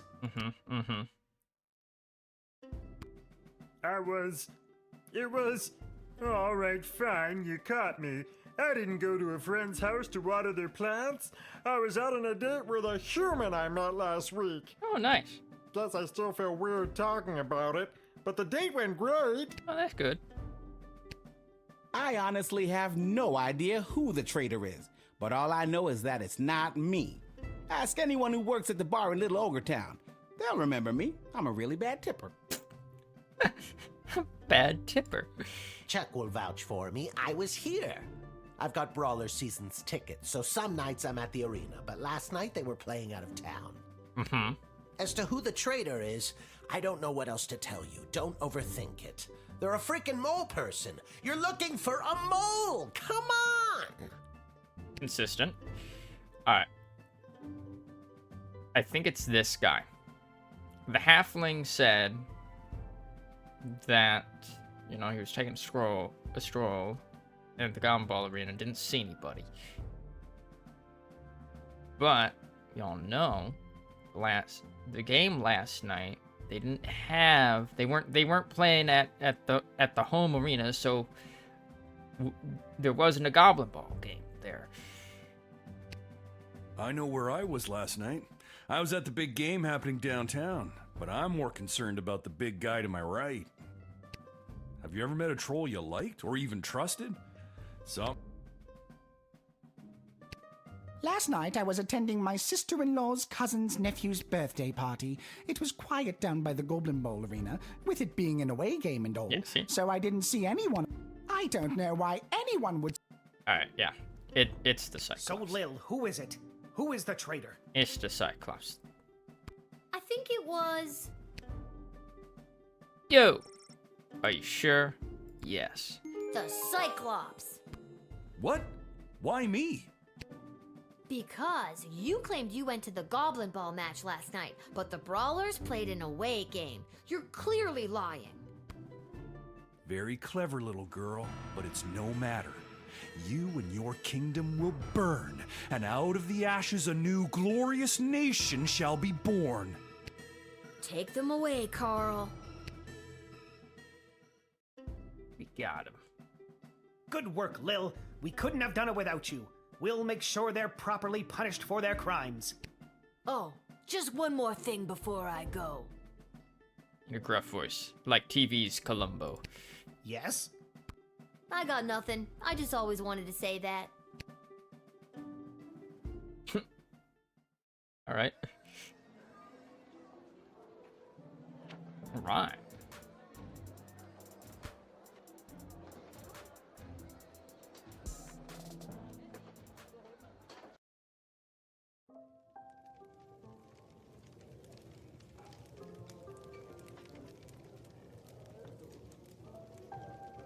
Oh, hi, Lil. Back home after a long day's work? You know it.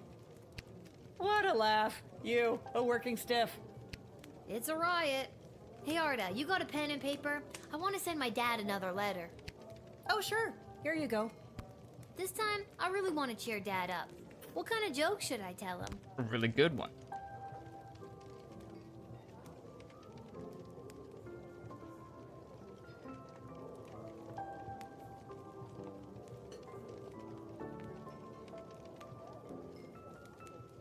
For 12, go with the good joke. Lil will write a letter that includes a really, really good joke. Are you sure? Yeah. No dirty jokes. We're 12. That should put a smile on his face. Thanks, Arda. Can you send it for me? My pleasure. I know how much your dad loves to hear from you.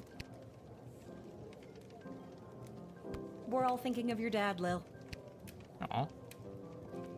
Hey, Echo. Who the fuck is that? The Mages Oh. Guild is gathering in the Sprawl to discuss our place in the war efforts. Been a long time since we've all been summoned together like this. End it. When was that? The last time was the only time. It was the founding of the Mages Guild itself.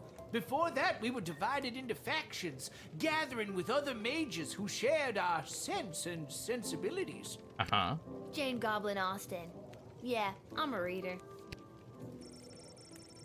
Sure you're interested in hearing about more lore from this aging stoner? Of course. The reason I founded the Mages Guild was so that we wouldn't have to all gather together this way. It was a set of guiding principles that all mages would adhere to. So if you knew a mage, you knew what to expect. Kept people from fearing us. A good thing? That sounds to me like a good thing. I don't... If we don't... Thanks for the chat. Anytime. We already went over that.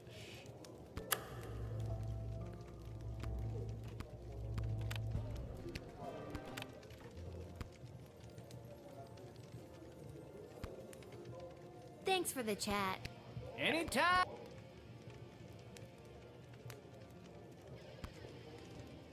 Oh, this is so weird, being out with you. Anybody could see. Aw, honey. It's what's on the inside that matters. I'm not embarrassed to be seen with you. Aw. Embarrassed to be seen with me? I'm worried someone's going to see me with a human and tell my mother. Oh, brother. Him too. Baby, relax. Take a deep breath. Ah, you're right. You do look pretty tonight. That's more like it. Aw. Are you a cat person or a gargoyle person? I'm more of a gargoyle person.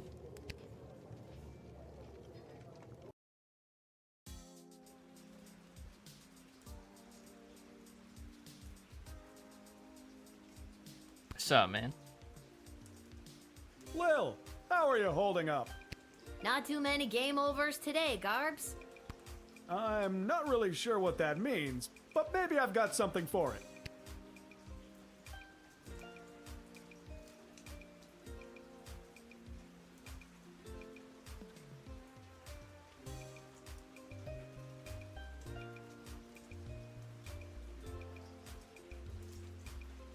They're so expensive now.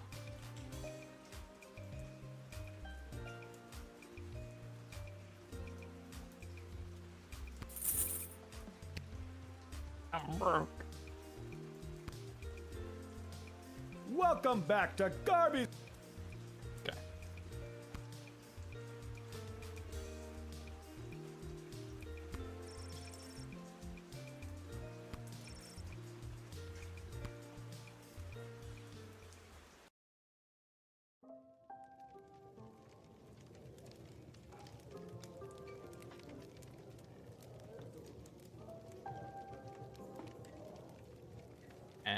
Go anywhere I else? don't really have. Yeah. I think I've done it. Hit the hay.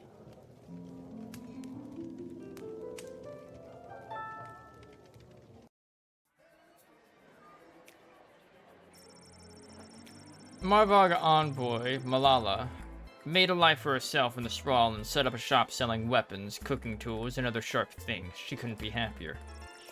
Queen was able to use the top-secret battle plans to shore up the sprawl's defenses, which made a huge difference, at least for a few days. Having smuggled a few of the food supplement bars known as Soylent Beige into prison with him, the catering corps rep found himself extremely popular on the inside. The inmates couldn't get enough of those bars, especially Cannibal Ricky. All this positive attention landed the catering corps rep a job assignment as a cook in the prison cafeteria.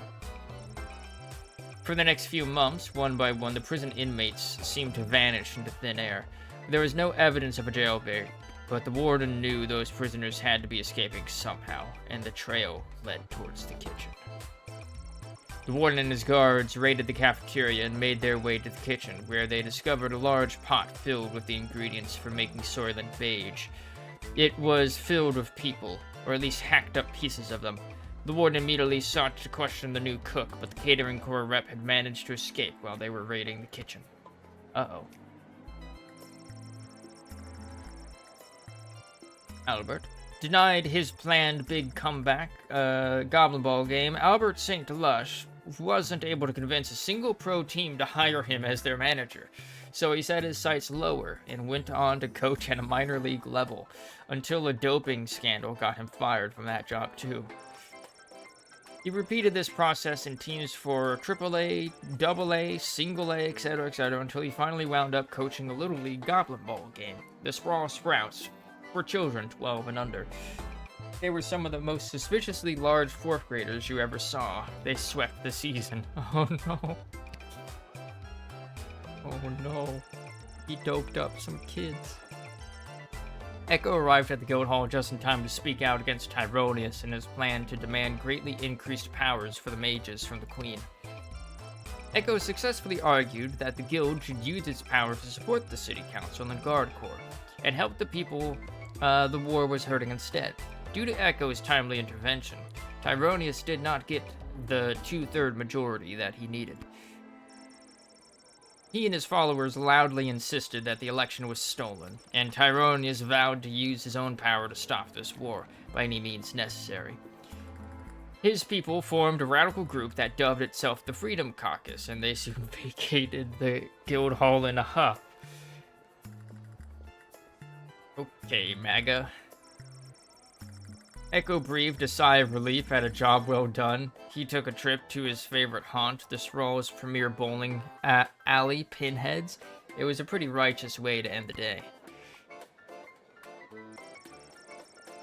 Correctly identified as being the traitor, the guilty Cyclops was loaded into a catapult and flung at a brick wall the next morning. There was much rejoicing. The sprawl and its secrets were now safe thanks to your masterful detective work.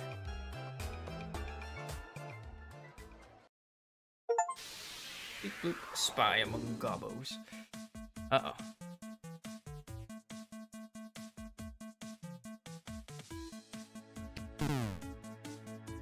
Whoa!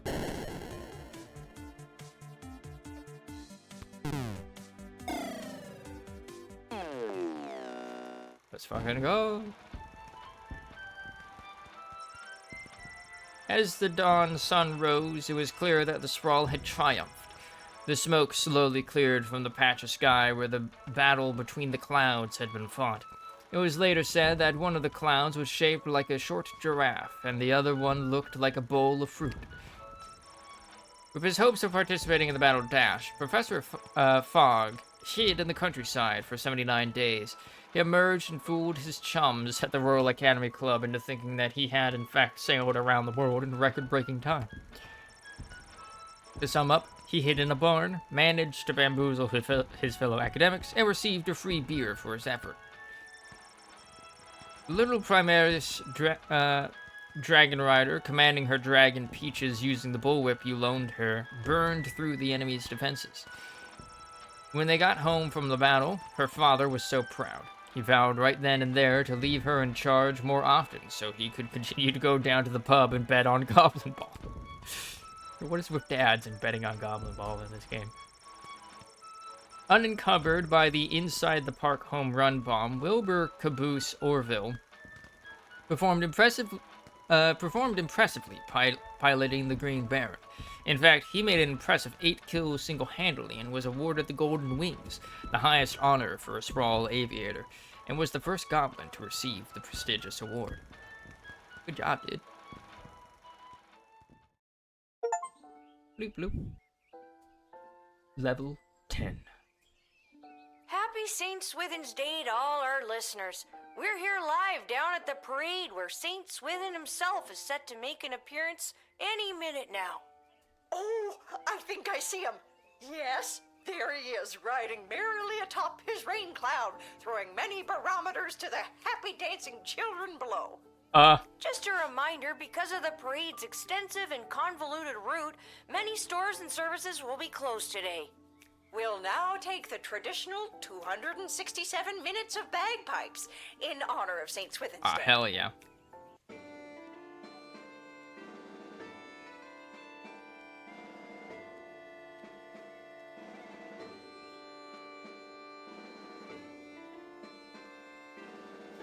I wonder if it really plays for only for like 267 minutes and then there's like a follow-up.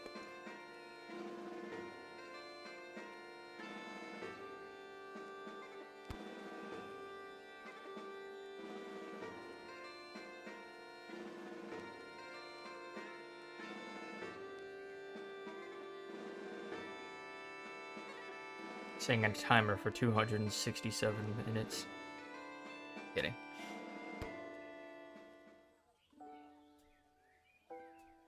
Imagine if I did do that though. An angsty band. No return letter? Uh-oh. Uh-oh.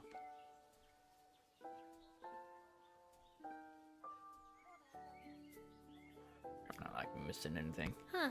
I guess there's no letter from Dad today because of the holiday. I hope he's doing okay. Me too. Right.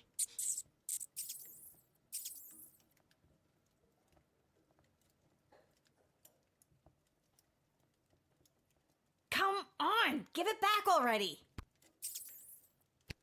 Stop saying that. Are you messing with the landlords? All right, break it up, you two. Lil, what are you doing here? I live here. I live here. What are you doing here? I work here. I got a job getting rid of the rats.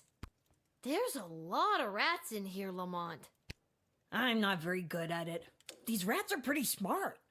This one stole a crystal that I found. Squeak. No, I found it. Ugh. Lil, can you talk to him or something? Reason with it. Listen, my friend here is not the sharpest tool in the shed. We're not in a shed. Point proven. Can you, being the more intelligent creature, just give in and let him have his crystal? The rat looks up at you as if it has completely understood every word. It moves, revealing a mage-grade crystal. Hey, he gave it back. Thanks, Lil. Now, shoo, get out of here. Yeah, get out of here. No one likes Jeez. landlords. I have to go to work anyways. No, not you. The rat. Can you tell Isla and Simon that I won't be able to meet up with them? I have to clear all these rats before this place opens tonight. You might as well take this crystal. Oh, thanks. Yoink.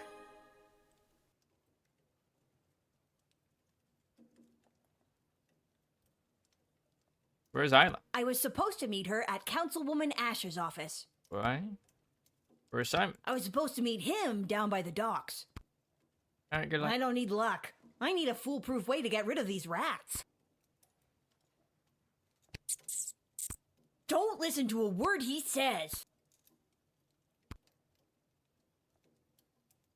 I don't need luck. Weak. Weak. Weak. Squeak. Wait, did you just say the word squeak?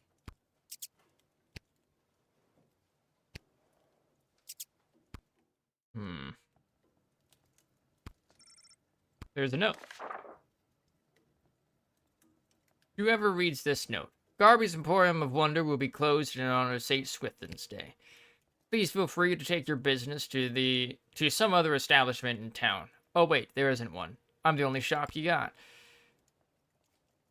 I have you people in the capitalist chokehold. Store will be open tomorrow at 9 a.m. P.S. If this is a little, I saw your hooligan friends when I wrote this note, and they've got a shift's worth of crystals if you can track them down, Garby. Oh, thank you.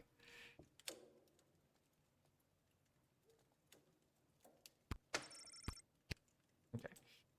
Let's see if I could still go back there.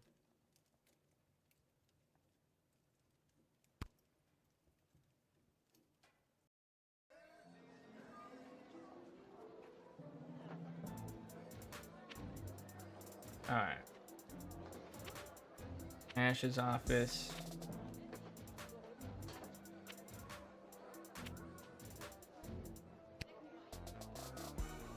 Go see Isla.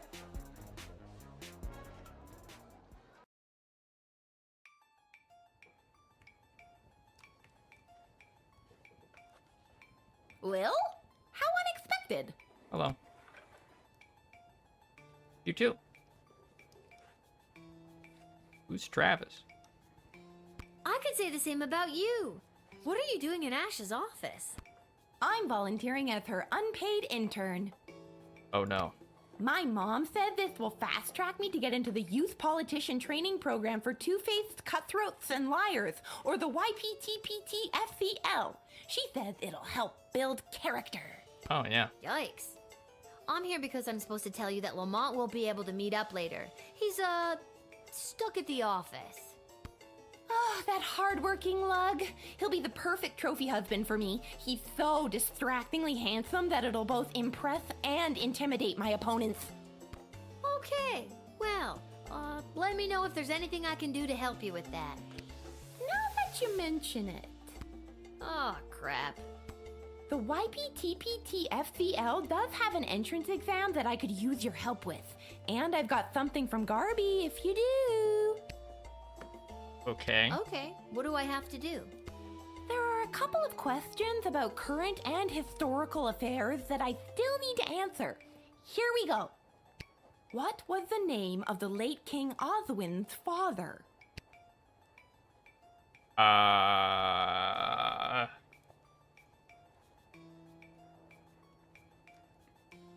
Artemis, Maverick, Oswinus, Brucey.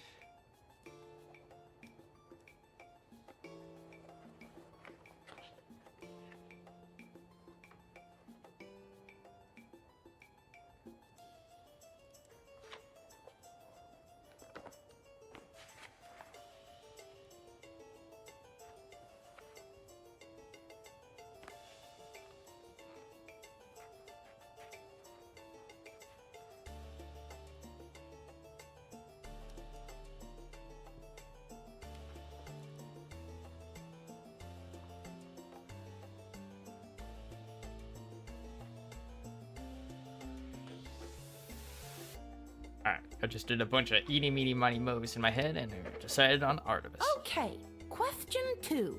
What is the current name of the Goblin Ball Stadium? Oh, the exciting Coliseum for Sports. Great. Question 3. The Crown Prince of Petrard, Phineas Pomp, is the son of...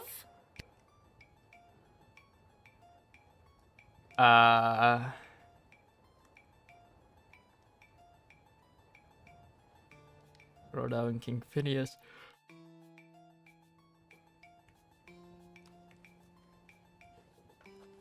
It's one of these two. I remember Turtle Dove and Buttermilk being mentioned. Though Turtle Dove, if I remember, was mentioned at the end of the thing, so I think that might have been one of the kings or queens. We'll go with this one. And last one. Mega rock superstar Vlad Extreme plays what kind of instrument? Oh, he has a lute. Actually, looking over all these questions, I'm pretty sure all these answers are right. I'm a shoo-in for acceptance now. Here, Garby actually gave me 2 of these. I'm glad I could help you cheat on your exam. There he is, the late King Oswin. When will they get around to replacing those with Queen Desdemona? That's a good question. Travis isn't here, but even if he was, would you really want to talk to him? Who the fuck is Travis? Thanks, Lil. If you see that hunk of a lug, Lamont, put in a good word for me. All right there, Isla. He's thirsty. The 7 Habits of Highly Effective Dictators. Survivor's account of the Morley Threepwood dynasty. What a fancy collection of bottles.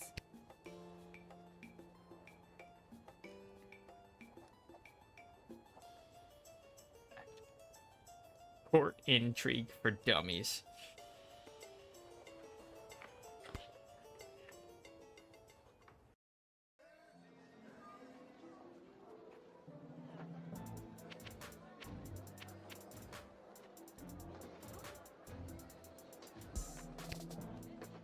The dungeon. Why? I don't know. Why not, I say. A cannibal.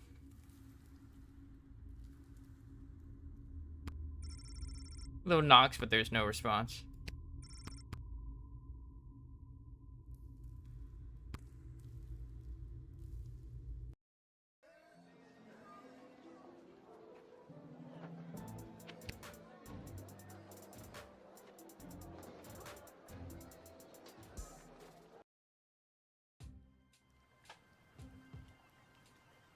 And there he is. The sounds of a large family starting their day can be heard through the flaps of the tent. Oh, Diddums, my trusty valet, we've been so displaced by the war. Yes, Mum, we have. It simply must stop by any means necessary. The means necessary to stop war must at all times be relentless, Mum. How true, Diddums. Mark Goblin Twain, correct? No, Mum, his cousin Egbert. Ah, yes, Egbert Twain. Oh, Diddums, my trusty valet, we've been... Yes. Hey, buddy. Hello there, Lil. Hello. Seamus McGoblin, what brings you and your family to the docks? Oh, we live here now. Things got a bit tight after the war started, so we had to relocate. It's not the prettiest or safest place to live. But... No, but this place is awful. Well, at least you're all together, right? Oh, not so. One of our boys, teeny Tom McGoblin, was lagging behind when we fled, so we had to hurry along without him. He should be arriving in the sprawl any day now. If you're working the gate, would you mind not giving him too much trouble and let him in? Yeah. Bribe me? Ah, yes. I mean, sure. Of course, Mr. McGoblin. Oh, thanks, Lil. You're one of the good ones. Monkey Island? Or Stortska? We get it. You don't need to literally point to your influences. Life is hard for the Mogoblin clan.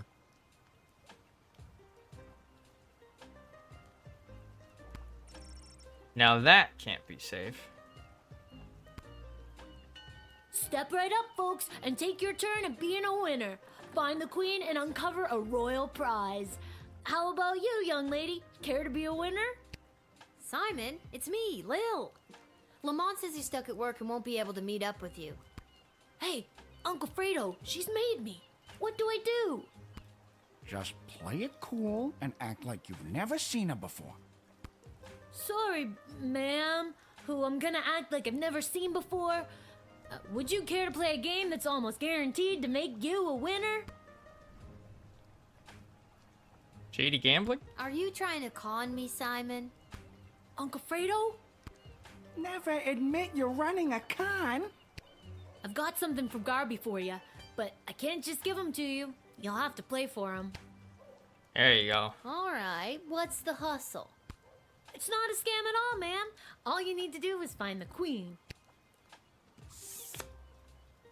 She's one of the 3 cards you see in front of you. Just keep your eye on the prize.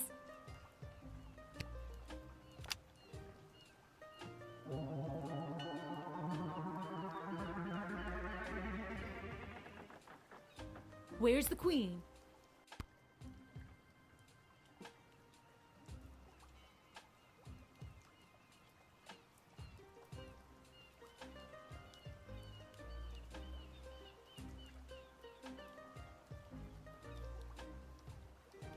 To be honest, I didn't really track that very well.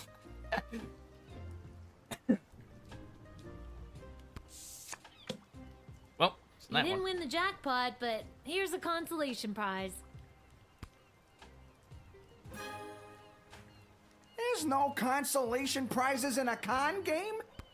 Since I'm stuck here, could you be a pal and make sure Isla knows about Lamont not showing up? She's gonna be crushed. She already knows.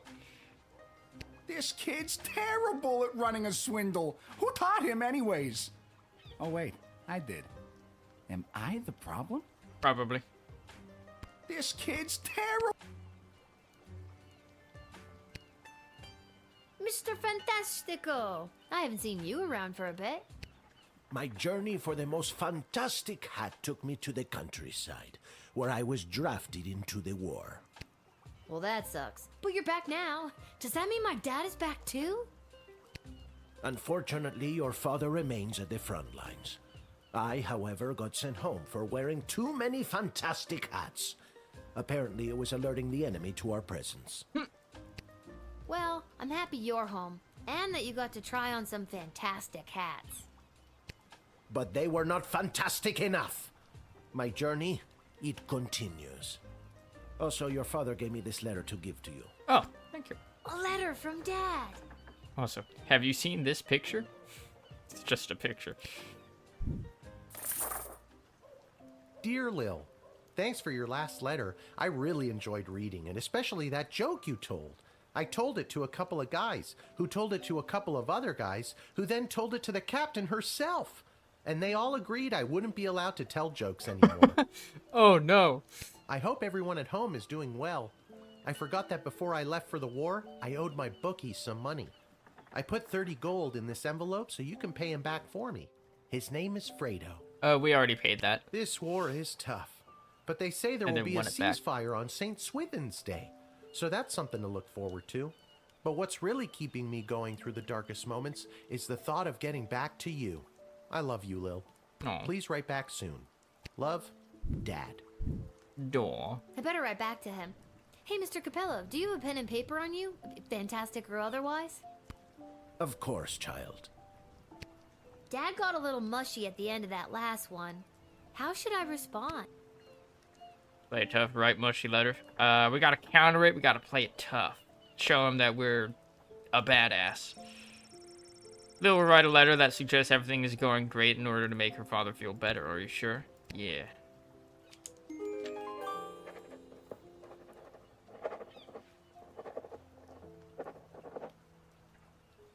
Mr. Capello, do you think you could mail this letter for me, fantastically or otherwise? Of course, child. I will search for a stamp for your letter that is so fantastic that it stops the postman in his tracks and makes him cry to the heavens, "Wow! Now that is one fantastic stamp!" Or, you know, whatever's the cheapest. I hope your letter arrives on time and fantastically. Oh, thank you.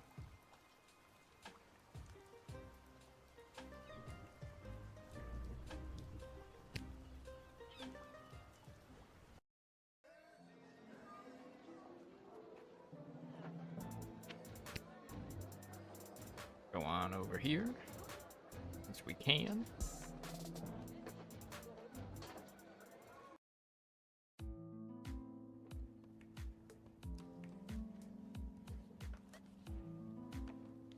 Lil, it's good that you're here. Wait, tell me, are we having this conversation for the first time? Second? Are we stuck in a loop?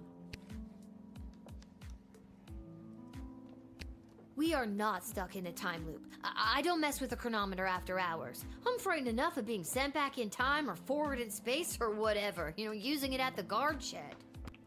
I'm glad to hear it. The readings I've been receiving from the device have been outside of my comfort zone. Not to mention the fact that those mages seem hell-bent on manufacturing another one. What is with those mages? It seems like for every lovable stoner like Echo, there's 3 spooks like Tyronius these days. That's an extremely perceptive observation. You're working the night shift again tonight, correct? I'd like to requisition an upgrade for one of your tools. Which one would you like me to upgrade? Oh, Truth Spray, since I already have that at 4. Gee, thanks. That's awesome. I just hope it's not too little too late, considering what we're up against. Wait, what? What does that mean? Just stay focused on the task at hand. That's all any of us can do. That's still pretty vague. I'm just trying to get us through this in one piece. Fine, don't tell me. Goodbye, Lil. Goodbye, Dr. B. Alright, we should now have a maxed out Truth Spray.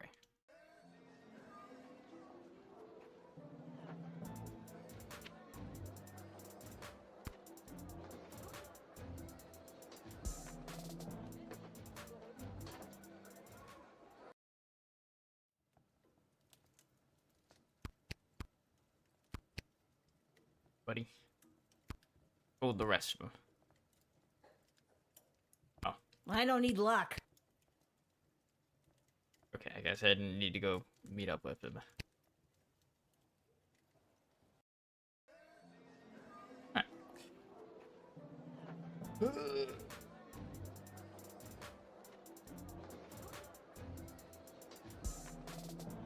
Okay.